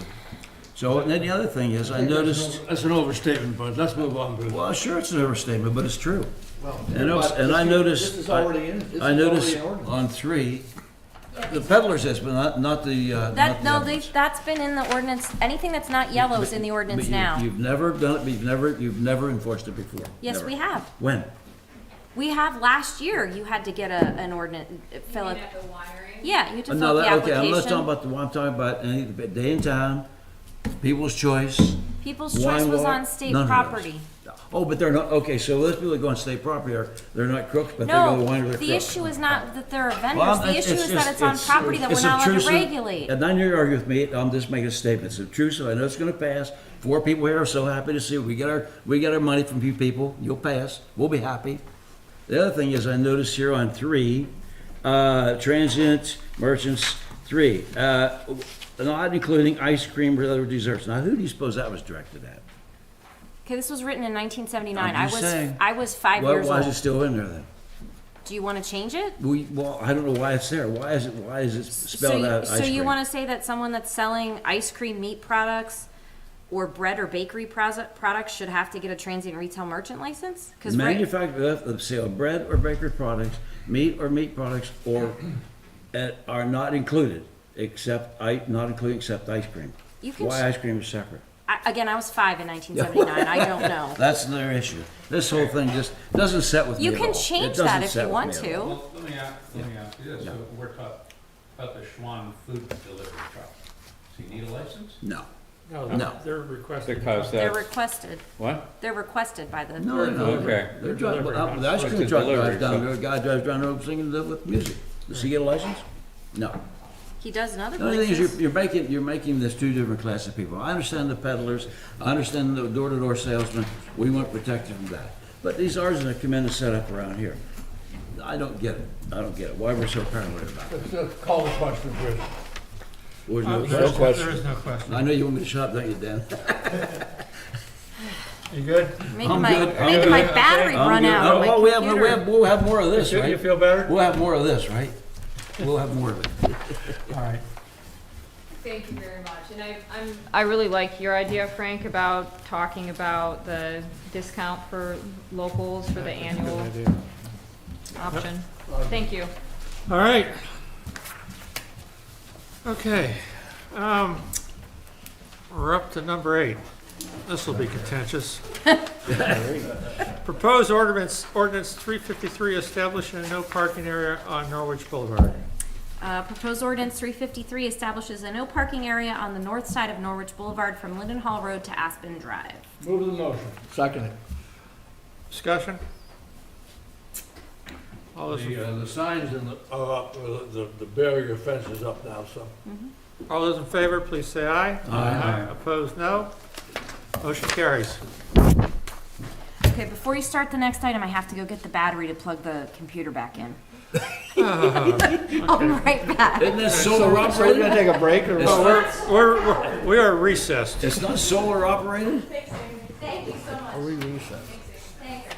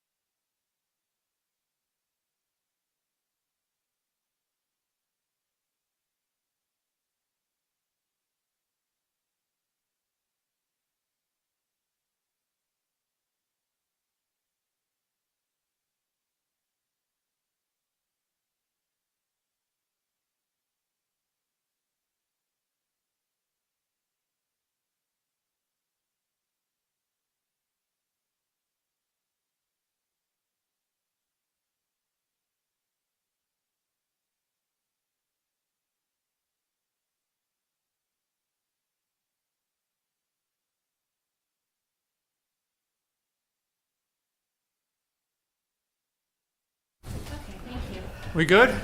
All right. Resuming business. Next item is the discussion of the amount of electricity to purchase under the solar power purchasing agreement. Okay, I'm gonna take a stab at this, and then Denny and Jason Grattini are here, and they're on the working group, so they might be able to fill in more. The Solar Power Purchasing Working Group is asking each entity to determine a percentage of electricity that it is interested in purchasing through the solar power project. Specifically, we're being asked to answer some questions, and I think we should probably do the questions one by one, because I have to report these back to the COG. Number one, recognizing that each entity will have a different range, the project management team is considering a draft RFP that asks for pricing for 40, 60, 75, and 100% of the total electricity. So there's a part A to this question, which is the first one to answer. Does this align with where your organization would likely see its participation? And I will note from the beginning that we use a very small amount of electricity. We use 85,230 kilowatt hours per year in electricity, so our contribution is fairly small. I will also note that I think the project term for a solar power purchasing agreement is typically 20 to 25 years, so we would potentially be locking in our rates. Well, they have determined that, between Right. 5 and 25. 5 and 25. We'll choose that, yes. We'd be locking in our rates longer than we are now with our electricity contract, which is like 2 Well, years. unless we put a escalator clause in there, which we may do. Yeah. Yep. So, that being said, Well, continuing what I consider a fairly high level of enthusiasm when we started into this to 2+ years ago. Now, I sort of followed that thinking as we've been meeting, you know, monthly or bi-monthly, that, you know, something in the 60 to 75% range would fit into mind. And I was thinking we have 3 input points: the township building, the streetlights, and the maintenance facility. Those are basically the 3 electric draws? And the traffic signals. Traffic signals, 4, okay. So we have 4, okay. We discussed this facilities, we had quite a robust discussion on this. Well, this is gonna come up again to us, but this, it's going to general form's gonna forward it back to us again, am I right about that? Well, from my understanding is when the RF, once this is put out to us, then we get to decide. We don't have to decide right now. We don't decide until the whole thing comes back and said, here's what your rate is. At the end of May is, I remember. That's just to get the RFP. They're doing a survey right Yeah, now. But, so this but is, my you know, comments are this: if you look at the townships, except for the borough, all the townships bundled together is 10% of the whole program. Right. So they're asking us for 40, 50, 60, 70, you know, our 1% that we have is, or whatever it is, 0.27%. Whether we say yes or no, it really doesn't do that. What I said was, I have no problem with going 90% or even 70, because, you know, and getting a low one in case nobody goes in. But if you look at the big users, that's over like 60, 70%, you got 3 or 4. You got the county, you got the school and the borough water. You start throwing those all together, and that's the bulk of it. So if they go with it, that's going to be the big number, and all we're going to look at. Where I had a problem with it. And we're the tail. Yes, That, yeah. and where I had a problem with it was just a couple things. Number one is I made the comment that I don't like relative terms in RFPs. So when they put in there modest escalator, what's modest? 1%, 10%? Well, that's what we don't I would know. sooner see a number in there. We Well, only gonna give you 2% Here's a what year we're or whatever. suggesting, Frank. But we don't know if it's a percentage or a price, we don't know that. I understand that, but when then- they write the RFP, Bud, we better specify it. That's what I'm talking about, not what's gonna come back. We better put on there, instead of saying modest escalator, we're only gonna consider a 1%, 2%, 3%, some number, some Well, distinct make thing. it based on something. Range? A range, it could be Yeah, a range range. from 2 to 4%, whatever. But narrow that down. Having a, you know, some kind of a gray term like that can just leave it wide open. And that also reflects back on, you know, how many years. Let's say we go with 25 years, and 5 years down the road, somebody finds something that produces power and does greenhouse gas more efficient and less expensive, and solar goes out the window, and then what do we do? So I don't like the long term. So those are the big things I said at facilities, and that was my comments that I felt. And if you read all those questions they have, if you go with those comments, it pretty much aligns in all that. I mean, whether we do sign on to this or don't sign on to this, it's not gonna be about what the RFP says. It's gonna be, here's how much we're spending now, here's how much we can save, or here's how much it's gonna cost us more. That's what's gonna be our decision, because we only have a $2.5 million budget. We can't risk as much as somebody that has a $20 or $30 million budget. So we've gotta make sure that whatever that agreement is, that it's gonna be right for the township, that doesn't put us at risk. And that's really where it's gonna come down to when it all comes back to us. Does anyone else brought the escalator point up? The Jason Grattini, hello, Harris Township resident. The escalator the survey questions are forming the RFP that we're going to issue. When we get RFP responses back, proposals back from bidders are going to be putting their best proposals forward. And a lot of times the bidder is going to say their level of risk tolerance will be in that escalator. So different bidders will have different escalators in their proposals. Some bidders will have a flat term for 15 years. Some bidders will have a 3%. That's about, you know, in my line of work, 3% is about as big as I see in terms of annual escalator, and 1 to 2% is most common. So escalators are a rather common term in the kind of people we'll be dealing with? Correct, yeah. So company X is going to say, Harris Township, we're going to sell you power at 5 cents per kilowatt hour in year 1, And every year, we guarantee that it'll be 5 cents plus 1% year after year after year. And the That's thing, what we're seeing that on the market now. correct. And what you're looking at then as a township is that term, 20 years, with that escalator over that 20-year period, is that can be less than you're projecting, when you go to procurement, every 2 years, 3 years, whatever you guys are doing now, which in most cases, it is. Might as well stay here. Yeah, no, I won't sit down. Nigel, anything? No. Okay. Bud? I guess that's it. I don't know what else So to say. we need to know our minimum percentage of electricity that we'd like to purchase as solar through the SPPA. How do we know this? I don't know. 0.27. Okay, So, let's point out here that an RFP is a request for people to send in proposals. We do not have to take any of Correct. those proposals Right. as they are written. Those aren't contracts people are presenting to us. Those are a start of a negotiation point. We can go back to someone whose proposal we like and say, we like it, but let's look at this paragraph here and maybe we want to yeah, fiddle with it a little bit. so right now, the stakes are pretty low for you guys and all entities right now. It's a fun project because it's different and unique. You guys, like Amy said, 85,000 kilowatt hours per year, you make up less than 1%. You're right, you're benefiting by having, partners like the school district, like the water authority, like the More borough. negotiating power than we ever would. Correct, and that would hopefully get you a less cost per kilowatt hour than what you can get on your own. And that's why all the smaller municipalities pull in together. We need to depend on school districts to do good negotiation. Correct. Because And that Rand- benefits and us. and Randy's excellent. Yeah. Okay. Randy So- does a good job. So since it is low risk, if I were to issue a recommendation, it would be just 100%. If you're gonna give a range, give it to 80 to 100% for right now. You guys also have, you'll get to the questions there with the climate goals and things like that. And see how it comes back. Yeah. So let's, recognizing this is a starting point, let's go through the questions and see if we can address them. So, question number 1A, does this align with what your organization would likely see as its participation? That was the 40, 60, 75, 100%. Is it yes, no, or a number no? That's a yes, no. It's a yes, no. So essentially, we're saying a majority. Yes. We're saying that you That's agree, yes. yep. Okay. Your expected minimum percentage? 60. I'm fine with that.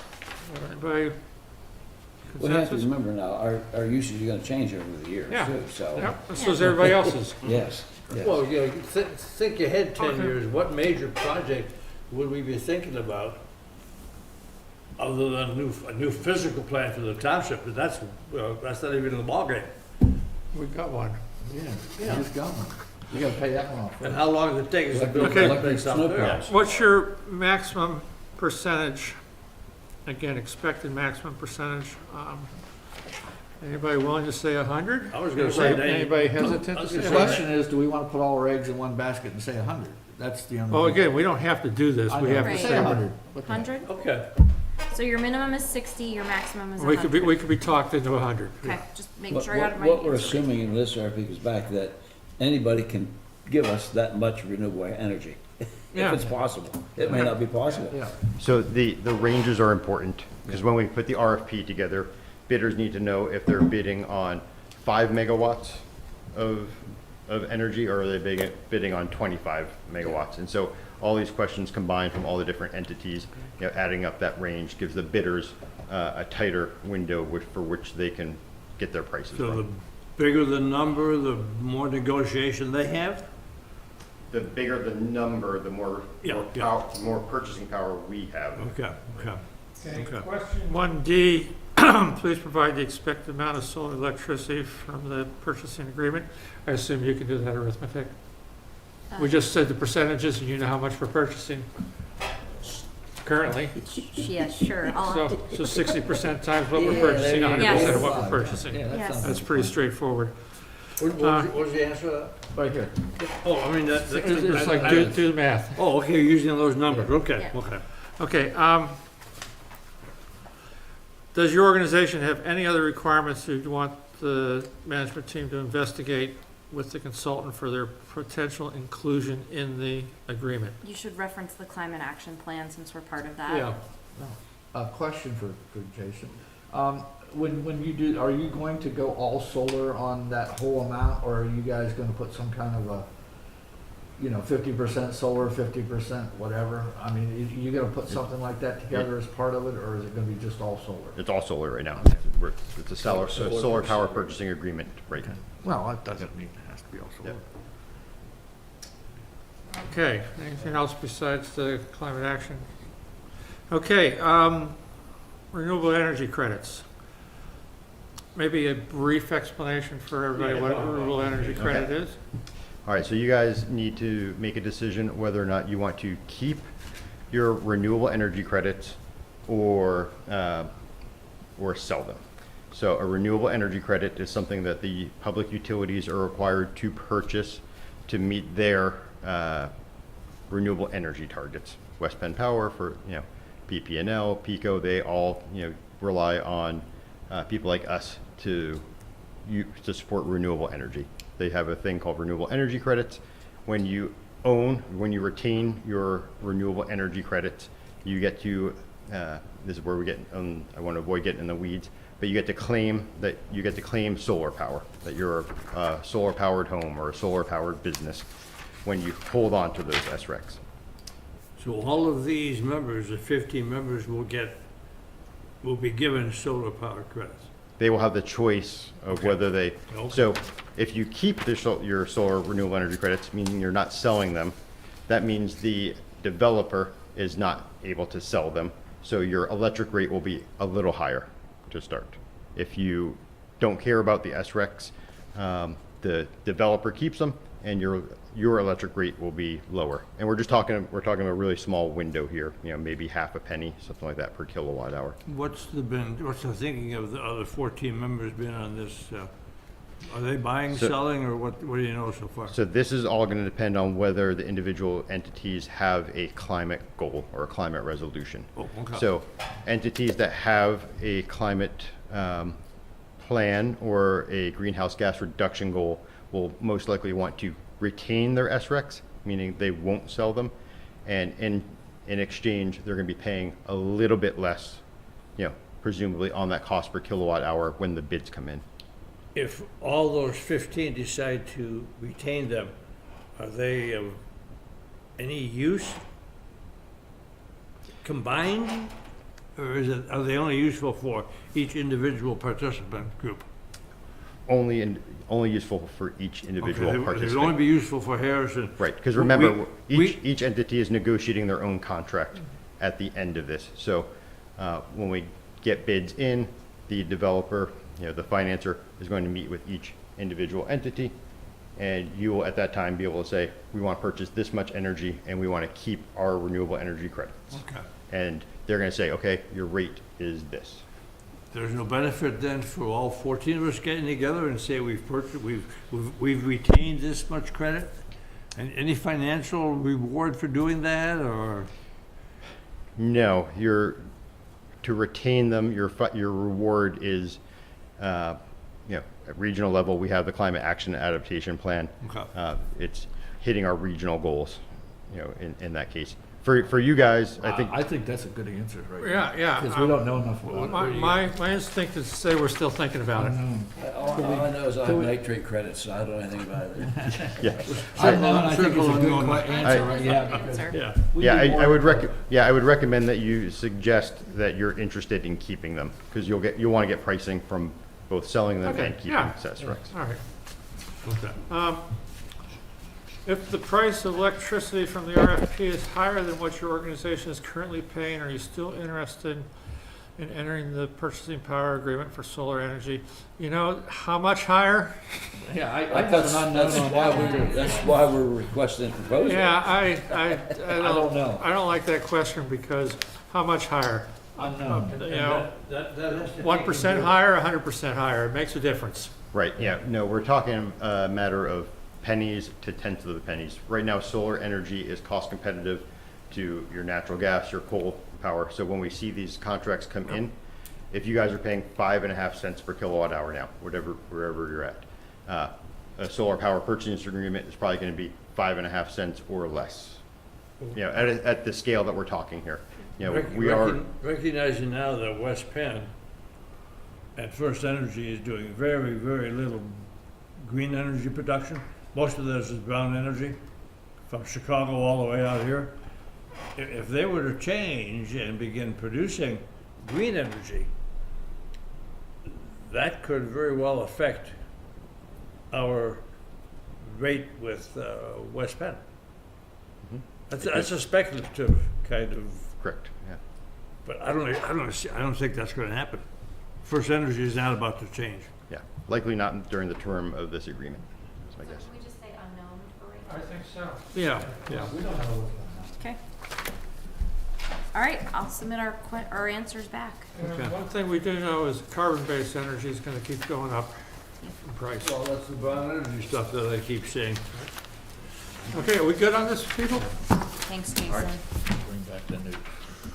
First Energy provides energy in Chicago, where my family lives, and goes there all the way east. So, No the comment. big company. Okay. Say hi to Anna. Okay, establish an environmental action committee. This is a discussion item.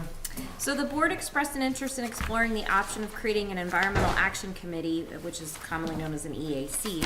Under Pennsylvania Act 148, municipalities are permitted to establish an EAC to advise other local government agencies, including but not limited to the Planning Commission, Parks and Recreation Board, and the elected officials, on matters dealing with protection, conservation, management, promotion, and the use of natural resources, including air, land, and water resources located within the territorial limits.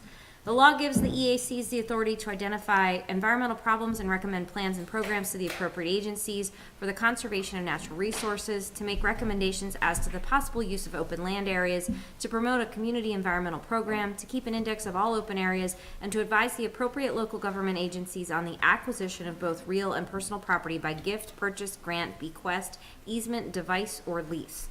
There are currently 140 EACs in the state. Most of them are centered around Philadelphia and Pittsburgh. We downloaded a handbook from We Can Serve PA, which contains more information on what an EAC is and what an EAC is permitted to do. It also provides examples of the work being done by other EACs in the state.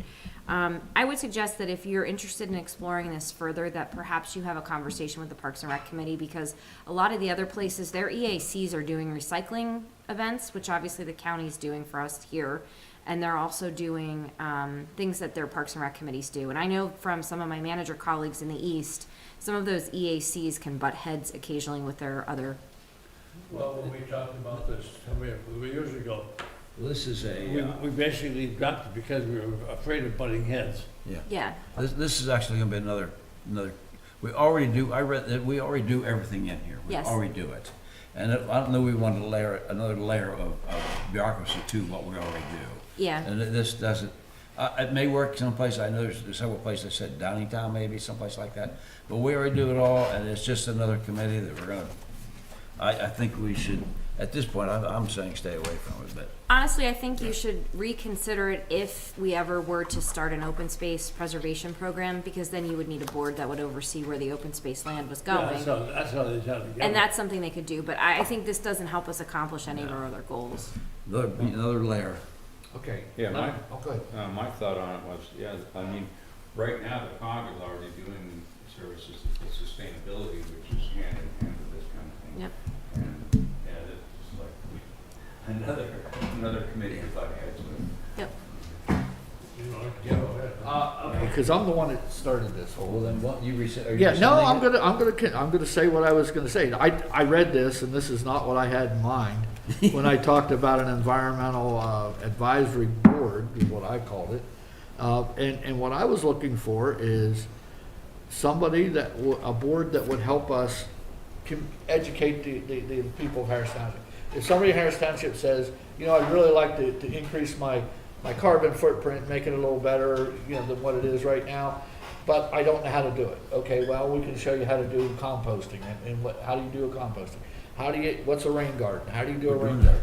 You know, information on, maybe have a website where they say, here's the difference between a hybrid car, an electric car, a plug-in hybrid. You know, people don't know that. They just hear what they're hearing. I was thinking more of an informational group that could set together maintain a website, meet, and then if we have something to send to them, we say, hey, we're thinking about paving this out here. Should we pave it or should we put stone down?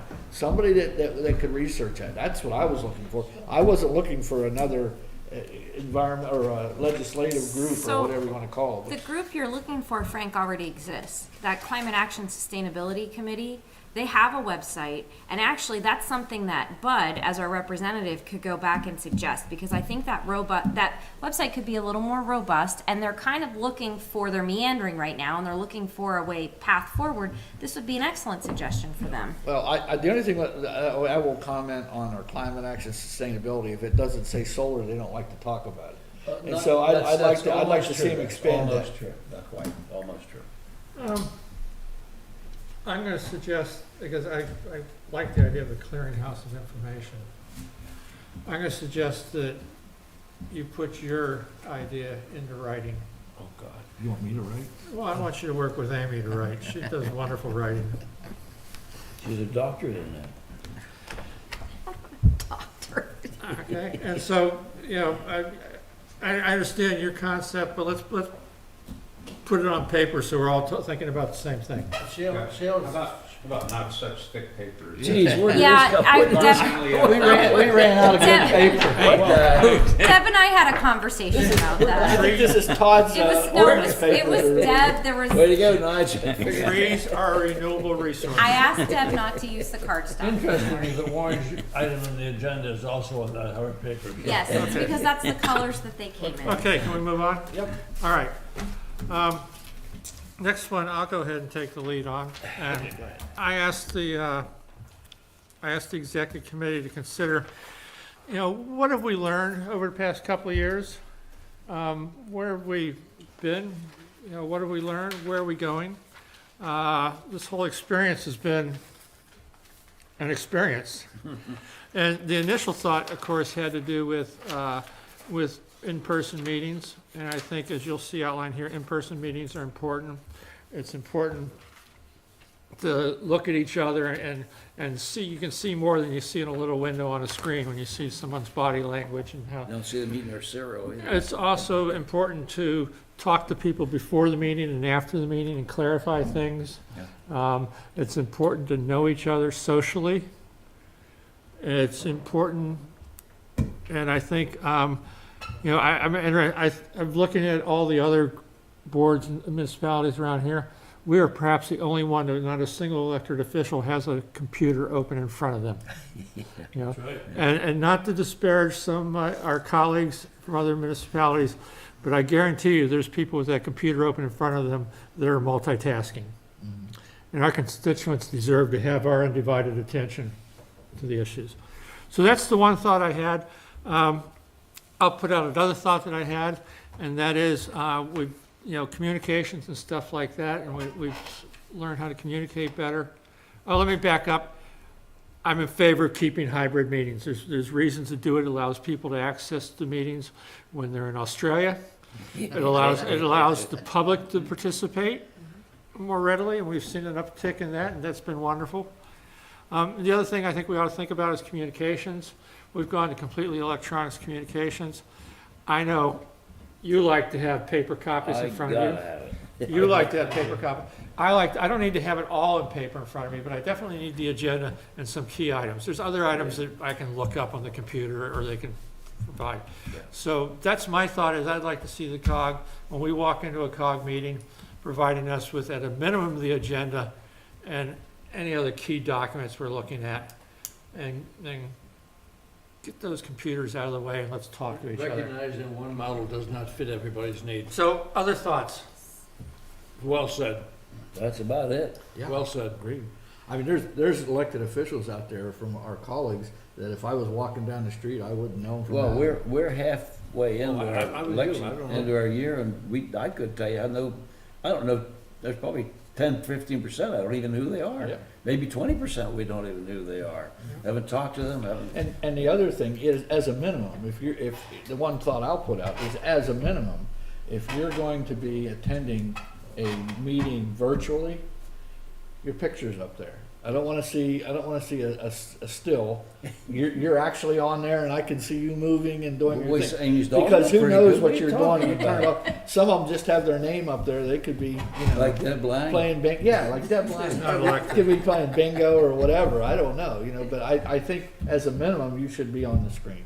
For elected. So elected for officials. Well, election. that has sort of been a pet peeve of mine. We're elected to represent it in person the best we can, not to sit home and, oh, I'll get this, try and join at a Zoom meeting. Be part of me. You need to be part of it. That is very important. And we're the majority live people. Yeah, we are. Oh, yeah, oh, yeah.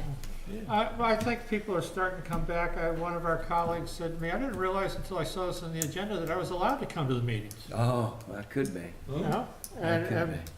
this is great. I I remember, hadn't thought you about remember, that, yeah. not to belabor this, but do you remember when we had to have that meeting to authorize a quorum to include, so we had to have a quorum present in order to authorize having a quorum, Something. including online people. Yeah. And people were absolutely giddy seeing each other for the first time in all that time. Yeah. Frank and Teresa were practically hugging each Oh, other. God.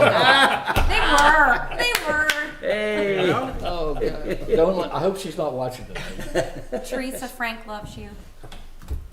So, if you have any thoughts on this, over the I next think week you or should. two. I think you understand this. I think Yeah, just keep yeah. going with what you're doing. Well, Keep please- pushing the Well, point. you get to point out that you are elected and it is your responsibility. If not, get somebody else that can or something like this. Well, I mean, don't know. we have elected officials that have people in their household who are in fragile shape. Could be, yeah. We have people who themselves, their health requires them to be careful. We should recognize that. You know, so I'm not in favor of mandating this, but I think we need to have an expectation that unless you have an overwhelming, and we're not gonna ask for doctor's notes, but unless you have an overwhelming reason, you ought to be in the room. Yes. I think what you're trying to say is the fact that what it should be is you're in person unless you have extenuating circumstances. We have it just the opposite now, where everybody just assumes they can just sit home and do it virtually. Well, If you unless you have, like There's you said, something an he illness. brought up that maybe these people didn't know they could come into the meeting room. That's quite possible. I don't know that. And we You always gotta wait for register. Nigel to come at 7:30. Gotta register for the meeting, so it's an option. yeah. So, okay, well, forward any further thoughts you have. Amy's been taking notes and and what we're asking is all the municipalities to discuss this, and then we'll have a discussion Bless you. at the executive committee and then amongst the general forum. Well, you And I think we're gonna develop a consensus, not a resolution or a requirement. I think it You said it well, Bruce. Yeah, I agree with the idea that, you should actually be on camera and not have, if you're an elected official, not have your icon up there, or whatever you wanna call it, your screenshot. But, that doesn't necessarily, that's not necessary for other people that are just speaking at one point during the meeting, for example. I don't care what they do, as long as they're paying attention enough to do their presentation. I text Frank during those meetings so you know I'm paying attention. Oh, good. But, yeah. Text buddies. Yeah. Be actually there. Are we good? Huh? Yeah, We good? Yeah. Okay, thank you. And I will say at the executive committee, there was general consensus. There was some hesitation amongst a few people, but general consensus with this. Okay, item K, contract 22-04 Roslyn Road paving project. 2022 operating budget includes $30,000 to pave Roslyn Road from Forbes Field Circle to Ramsey Way. We opened the bids on May 6th at 11 a.m. The low bidder is Glenn O. Hawbaker in the amount of $36,202.50. I'll make the motion, any question? Second. Any thoughts? Pretty damn close bids. It's been $700. That's pretty close. Okay, I was gonna ask where, we budgeted 30, where's the extra 6 coming from? Somewhere in, And also I might have budgeted 35 and read it as Okay, 30. okay. I have to double check, but I'm not stressed out about it because Okay. the Pike project came in under our okay, budget. fine, that's good. all right. All those in favor, please say aye. Aye. Opposed, no. Motion carries. So, curious, I mean, I don't remember talking about this before, but, let's see, Roslyn Road intersects with, Ramsey Way at both ends and Forbes Field is in the middle. So what's We're going the loop. We're doing the whole loop around. the whole loop?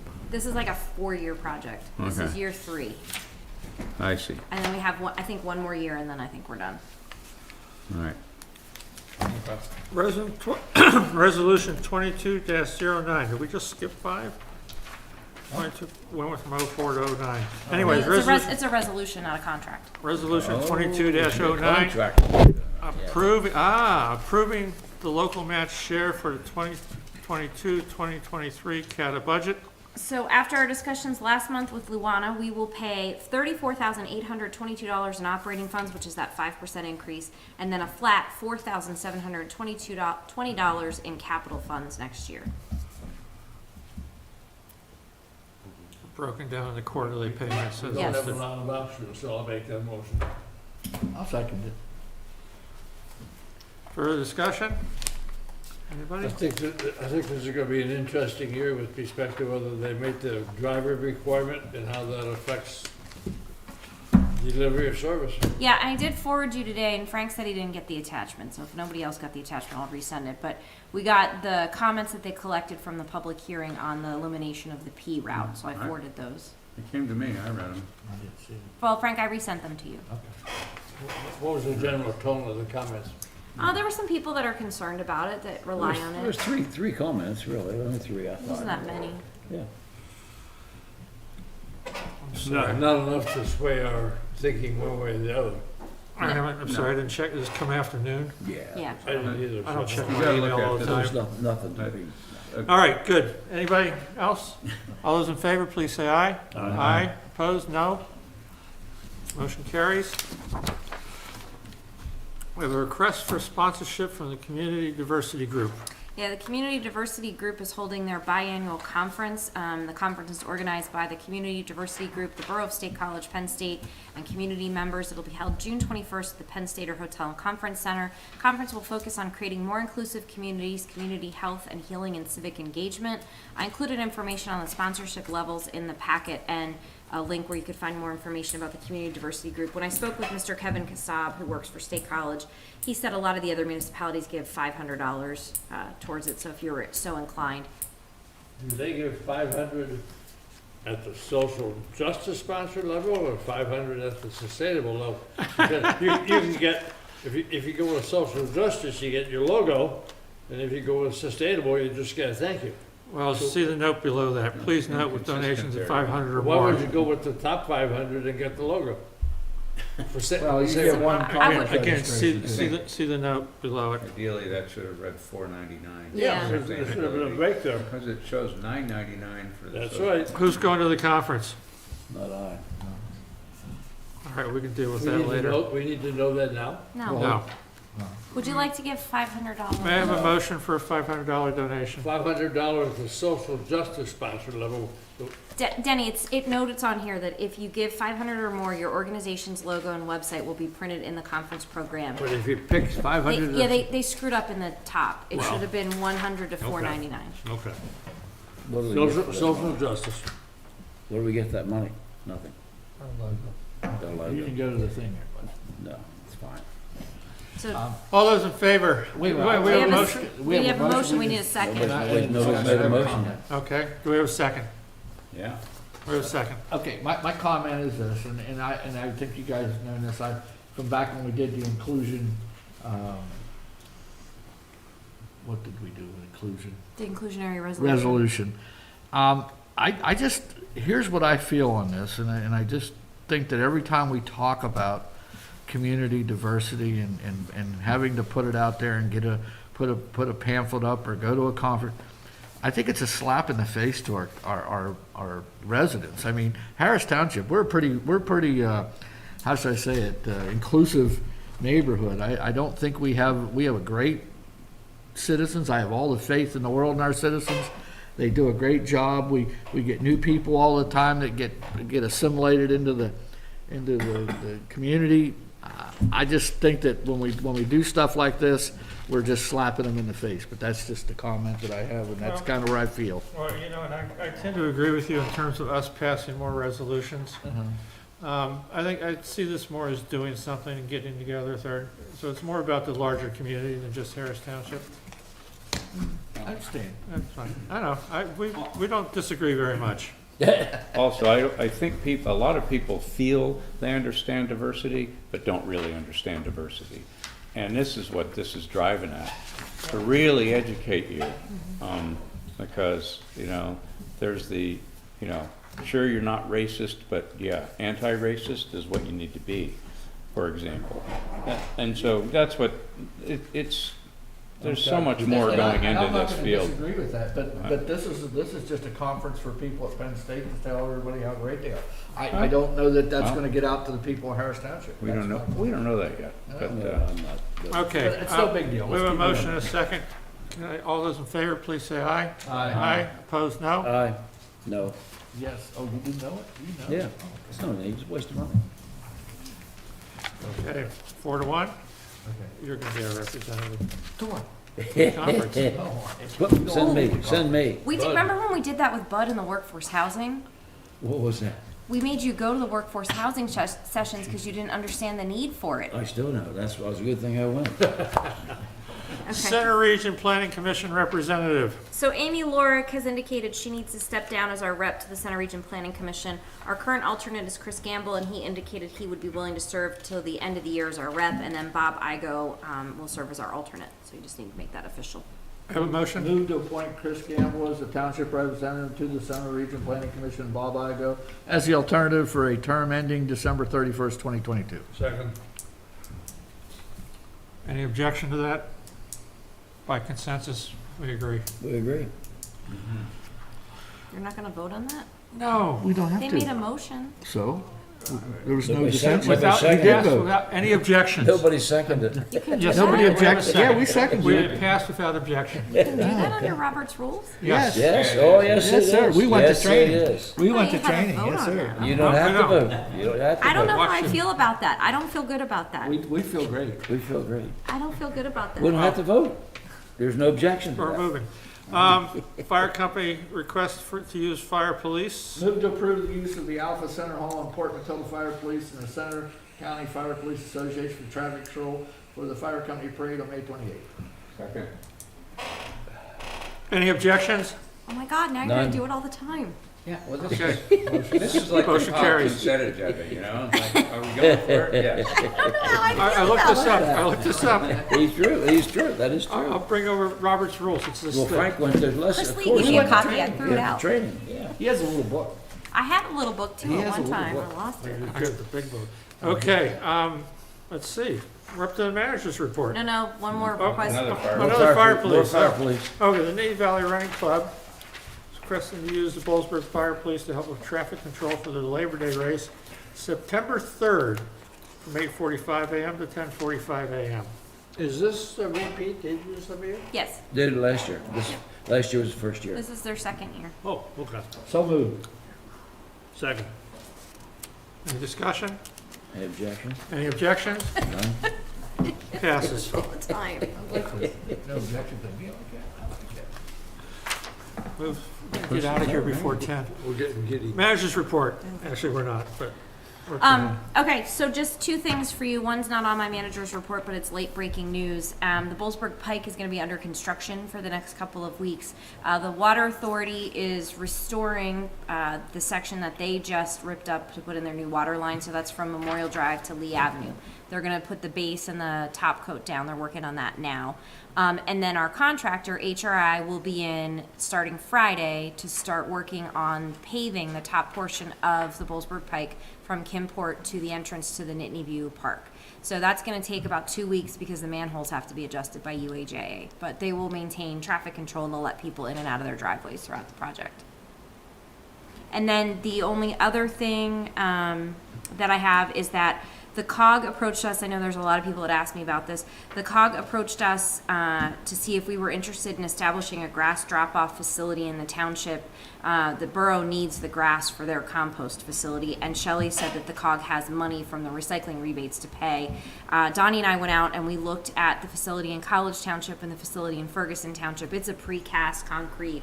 area where people put their grass clippings. We'll have to have some kind of a camera because people do abuse it. My concern will be that out here we'll have people that'll say, well, I missed brush collection, and they'll take their brush and drop it there. So we're going to put together a full proposal. We're going to meet with Ryan and Shelley from the borough to talk about this a little more, and we'll bring it back to you at your June meeting for further discussion. Can you give us an idea of where you looked for placing it?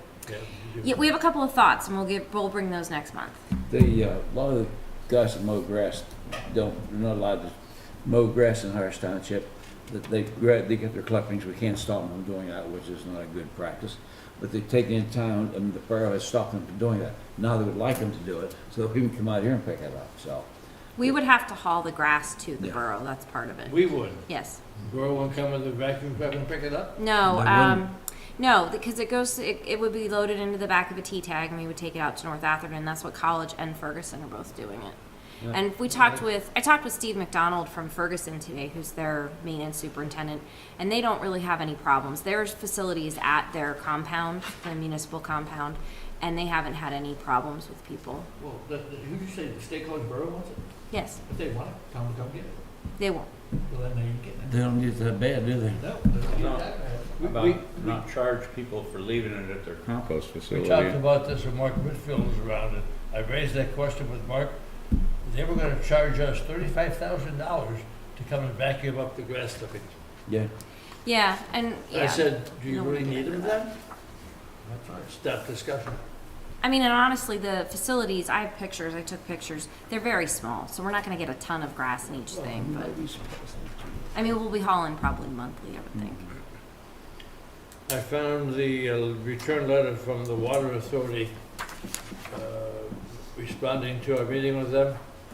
Yeah, that was great. Little, thinking of a kind word, A confusing. little bit of dancing going on there. Yeah, there was a lot of, I didn't hear the music, but there was a lot of dancing on the letter. Well, I've always found, I think I wrote that in an email, that the closer to the truth you get, the more Yeah. defensive you get. But they did give us Oh. back $4,000 when I they saw audited that. the I was gonna hydrants. bring that comment up. May I Did you make see it, that? this is Yeah. a discussion, Yeah. this is on the agenda discussion item, that we ask Mike Smith if we would recommend would he become a member of the Water Authority. If we asked, we have a member on there, would Mike Smith like to be on that Water Authority, voting member? I'll ask him. Even the State College Borough Yeah. Authority. They say Coachboro Water Authority, Because yes. according to him, we could, when he was here, he said we could have one. Well, he didn't know, So- he didn't know, he had no idea. He had He said no we idea. could. I did speak with the other managers last week about the fire hydrant fees. Tom Fontaine was out of town, but I told them what your concern was. And Adam suggested from College Township that our best recourse, and I will note that the College Township Water Authority's hydrant fees are $200 less a hydrant. They're $204 a hydrant. Per hydrant.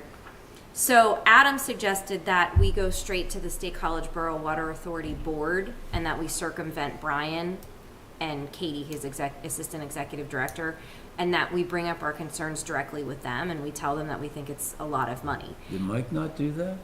Well, Mike's the liaison, but he thinks that we ought to make the case. And then one of the other things we talked about was, you know, Brian said when he was here that it's $147 a hydrant to take care of the hydrants.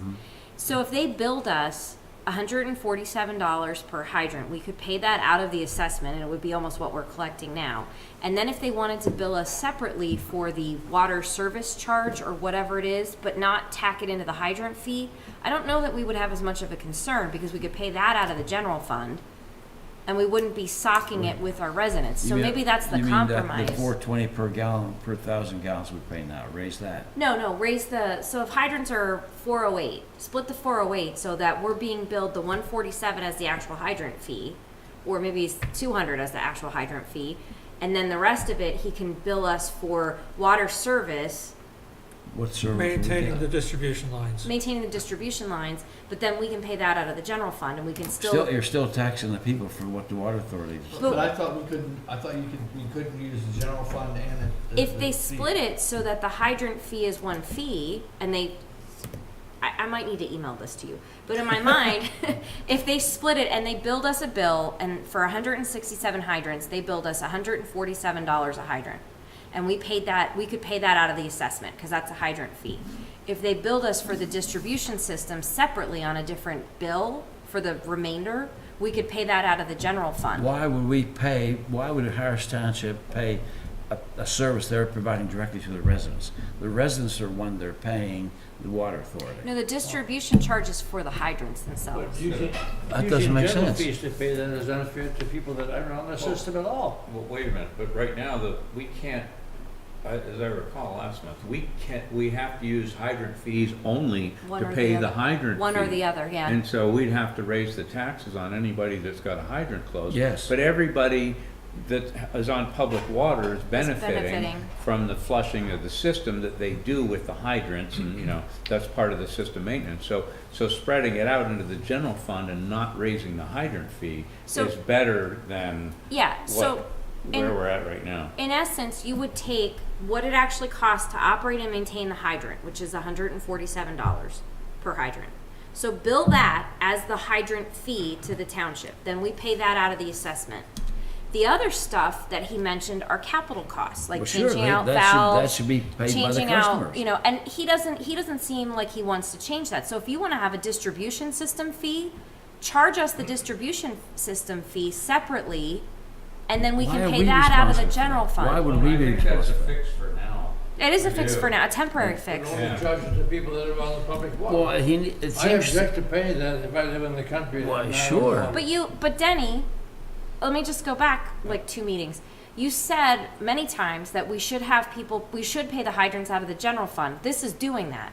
This pays the hydrant part of it out of the assessment that we can pay out of the assessment, takes that money out of the general fund, pays the other part of the hydrant fee, which is the distribution system part of it, out of the general fund. That's the part that you said benefits everybody. why should we pay anything out of the general fund? It's not our water system.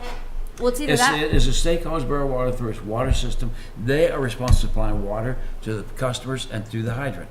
If they need more income, then adjust their fee. Right, I Don't don't- come to us and say, raise the taxes on your people. But what we're saying, it's not gonna happen. Right. That's where Amy, that's what Amy's driving at. So she's trying to find a better solution than just raising taxes and, you know, Well, raising I the think hydrant we fee. should be very transparent about this. Yeah. You're paying a tax, it's a hydrant tax, this is what you have to pay. They're making us pay it, so they can see Just- they are paying a hydrant tax. Just for discussion's sake, if we got billed separately just for the hydrant, the 147 to operate and maintain those 167 hydrants, that's $24,549. So that's $7,000 higher than what's in our hydrant assessment now. So we'd have to raise the fee a little bit, although we have to go back and add people on, so we might not have to. So then if they split out the rest of that, so what's 408 Why even minus discuss that? 147? That's not our That's responsibility. $261 times 167. That's $43,587 that would come out of the general fund. That's not it should not come out of general fund. But I agree with you. Well, but then I what are don't you think suggesting it for? because I don't think we're going to get there tomorrow. And what I'm trying to do is save us from jacking the cost for the hydrant fee to the people that pay it. That's the only way to do it. But no, this would allow us to split it legally and not be in trouble. The people that are benefiting from the hydrants that don't live in the public water I service are think still the going to customers should pay. know what they're being charged for their hydrant I fee. think that's a crusade I think we should take on, but I think in the interim, I think we should find a way to try to work with them. Because right now they're not being overly nice to us. For the remaining part of 2022. So when we get the budget time.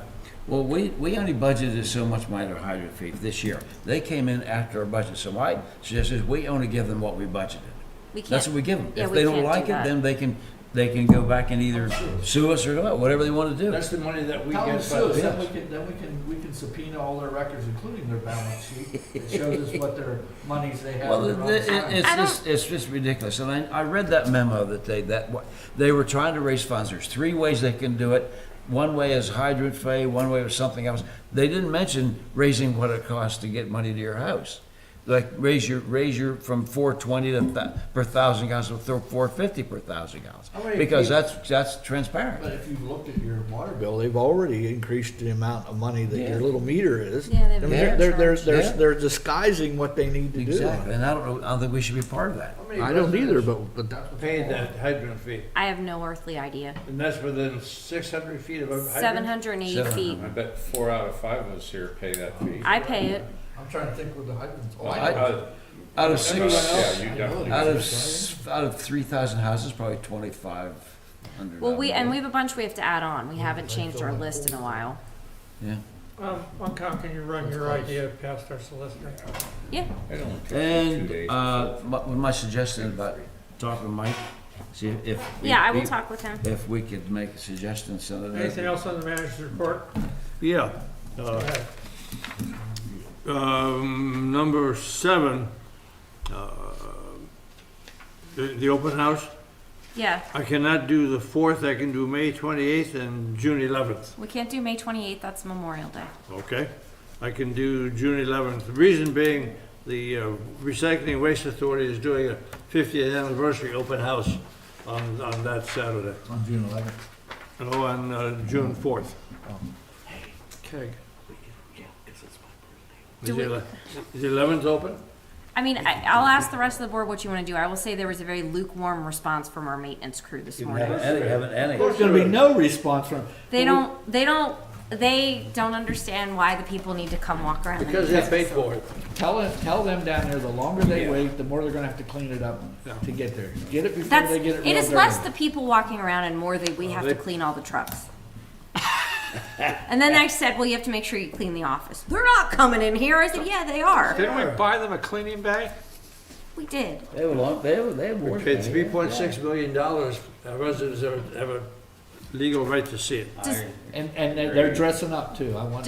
well, and I told them Uniform. they all have to be there and they have to shake hands. And we should have You're not getting polos. supervisors shirts, don't you think? I would like to suggest, if the new fire truck comes in, it would be nice to have the new fire truck there. I don't believe the fire truck will be ready till the Okay, fall. let's get this meeting. Approval of vouchers.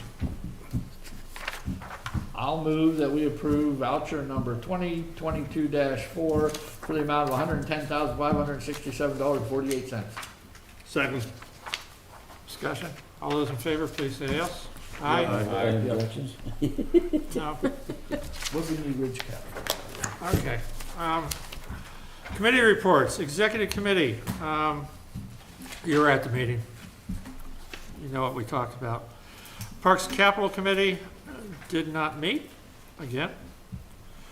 Parks Governance Committee did meet, started a discussion on what we expect out of the authority.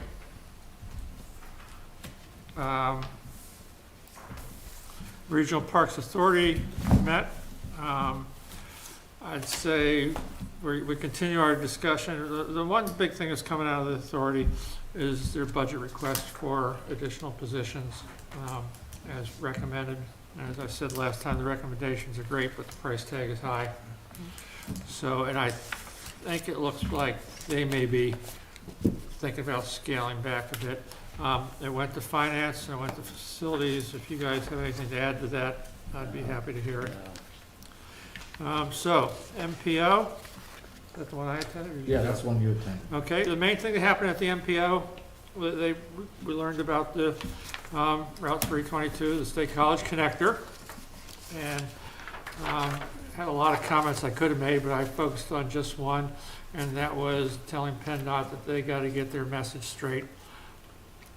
They can't have different people sending different messages to people. Someone asking a question and one of their employees giving their best guess. Yeah. And I said, you know, it's okay to say, we don't know. Yes. The Tuesday, Wednesday But- presentations to us versus the public was a total disaster. Because of that exact issue, Bruce. Yeah, well, They never should have done that Tuesday invited presentation. Just so that's what happened. caused ambiguity. Facilities. Yeah, facilities, we met, had a pretty good discussion on the facilitators, coordinator, job description revisions. And I made the comment that Lou's probably the best guy because he knows what the job is, so I would be comfortable with whatever he presented to the Human Resources Committee, so he was gonna put that together. We also talked about a couple other things. One of the things that seems to be going at a pretty good pace is the COG building documents about turning it over and all that stuff. I don't think we have to worry about that till 26. It's good to get our ducks in a row, But I don't think we need to have that by the end of this summer and the beginning of next year. I think Rich Frank wants to do it now. I know they Emails do. that I They're saw. just, I it's don't think go- we should do it. Well, that's just the point. We got time. We don't have to We can do it watch the forever. discussion on that, but it's, I Yep. see no benefit. But anyway, in it. I've talked against that. And that's pretty much it. We had a few other things. As you heard me talk to the library, they have some problems with some connectors that are leaking all over the building and damaging, so they're gonna have to They go in always have a problem. and replace them. I told them to replace the black iron pipe where they were at it, because if they didn't, they're gonna be back doing the same thing in a year or two. That was that one. What's the next one? Pretty much, I think we beat that to death from the last public hearings and everything. Okay. Public safety did not meet. We're meeting tomorrow morning, and I cannot attend. I had something come up that I've got to go to tomorrow morning. But I looked through here, the agenda. We're just going to have some service reports, a follow-up on the EMS council legislative luncheon, and some staff updates, which is pretty much it. So if anybody wants to go, I have the agenda here. And if not, it's not going to be a major miss. I can't make it, I've read it. Yeah, it's at noon tomorrow, and like I said, I will be out of town tomorrow. Human resources. Okay, we met last Wednesday. It was the big day for agency directors to read us off their wish lists for possible new positions or changes in positions. So we heard a lot about that. Well, there was one from fire, one from library, and a bunch from Parks and Rec because of the Parks and Rec survey that came back and said we really need to do better in Center Region for parks. And then we did approve a job description for facilities coordinator that had been adjusted according to the meeting that Frank went to cover everything in there. And so that's all good to go. And that's it. Okay, land use and community infrastructure. Return to your comment with Lou. I thank Lou at the dedication of Whitehall Park for the really fine job he's done in getting that whole process moving, reflecting back 3 to 4 years, how chaotic things were. We've come way, way ahead of that. Land use, we started with a discussion on the low volume septic pump requirements and asked Walt Snyder to do a presentation on what's called the waiver request. And interestingly, they don't do a lot of distribution of that option to people. So we're trying to push them to make sure that the low use, particularly the septic system people, know that there are options with respect to delaying it a year or two. That was number one. We had a presentation by Jim Saylor on the road and bridge construction projects in the area, and talked about 3 or 4. The Ferguson Township 2645 intersection is the main one that's going here, and then everything is on South Atherton being torn up again. We went into a discussion about the Penn State University Spin e-bike update. They've changed vendors on that, and it's now called Spin versus whatever they had before that. I'm not familiar with it. Center Region Bike Coalition, Chris talked about the May is Bike Month option and all the things that are going to occur. We did a 5-year review of the regional growth boundary and sewer service area, and that was by Jim May. We're at that 5-year period now within the 10-year window, so we need to talk about the 537 plan. We did a discussion on the regional development capacity of the RUDCAP program with respect to available developed land within the sewer service area, and we're going to get a new report on what happened in the last 5 years. Then we've talked about the 537 plan with respect to a special study for Meeks Lane and the pump station out there, and we actually ended up tabling that because it became rather complex with respect to the strong desire from Half Moon Township not to have sewer in their township. So there was a recommendation brought forth by Center Region Planning that we didn't think it was quite strong enough with respect to what Half Moon was desiring. So it'll be back on the agenda next month. So that's it. Long meeting. Yes. Solar power purchasing, anything to add? We just talked about that. Yep. So. Okay, finance. We meet Thursday. I did look at the agenda, but nothing earth-shattering, just how the process is gonna go. Maybe we'll just discuss everything we've already discussed here again tonight, so that's about All it. right. Climate action? We met today at noon, and we have found out that we are silver on that, whatever, what that program was. We hooked up like the bicycle, we have got a silver designation of what we already do, so we're not getting anything else. And they already appointed a committee. I don't know who was in charge of appointing this committee, but Technical Advisory Committee. I think Jason was on there, Peter Buck was on there, a bunch of college associated people. So with that, you'll see those names probably at the general forum. And that's it. That's it. Bowlesboro Heritage Museum is open. We're on 1 o'clock. No, what time? 2? What time? Gerd Aaron Day. Oh, Gerd Aaron Day is 2 o'clock on Sunday.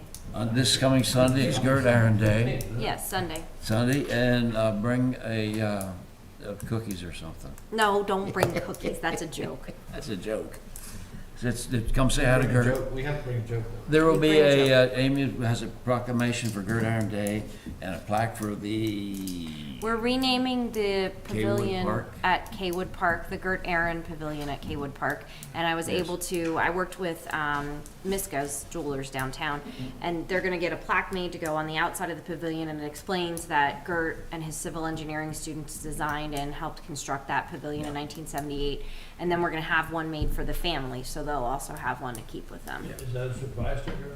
Well, it was sort of a supply. Well, Gert will forget about it between now and then, but no. Gert's sleeping now. He knows it's there, yes. It was kind of a surprise building up. Well deserved. And the Heritage Museum, we have an Center intern. Gives. We still in the Heritage Museum? Yeah, Center Gives for the Heritage Museum. Oh, we have Center, oh yeah, thank you. Tomorrow, Center Gift tomorrow is, we have a special coffee hour in the morning from 9 to 10 or something like this. But if you do give Center Give, think of the Bowlesboro Heritage Museum. I want to regress Climate Action Committee. We were asked to endorse Senate Bill, I think it's 2021 or something like this, having to do with a fund, well, basically charging fossil fuels a fee and giving it back to the poor people. So, but I object to it because not because of that, but what it doesn't say. It doesn't build a fund for research. I believe that if we're gonna do a carbon tax or carbon, whatever you wanna call it on the oil companies, the gas companies, natural gas, it should go to research to decide, but it's not in there. So I was told to endorse it, I read it, and I didn't like it. It may come to us. I lost the vote, as usual, 6-1. It may just go to general forum. I don't know that. Is that part of the energy program? Regional Greenhouse Gas Initiative program? No, that was what Sylvia, I can't think of her last name, Neely brought up to us, and had a good conversation with her, and she agrees there's no money for research. So we definitely need research on fossil fuels. Because you've got 96%. Oh, well, never mind. We got 96% of our energy right now comes from fossil fuels. How are we ever going to get that transition without some sort of research, hydrogen, any other nuclear, or take natural gas that burns cleaner? We need to do something. So that was my objection to that bill, and that is all I have. Anything else for the good of the cause? Yeah, one final question. A month or so ago, the two of you were going to spend the next day doing window research on replacement? We have not done that. We're gonna go this Thursday to do our window research. It's been a little busy around here. I made a note, we hadn't talked about it, so. I already know the answer. Well, that's fine, but we need to convince. Educate her. All right, and then come back and tell us. Okay? Without objection, we are adjourned. Bruce, I don't want to say anything, but you're 10, 15, 10, 20, 10, 30. You're gonna have to pick up the pace. I did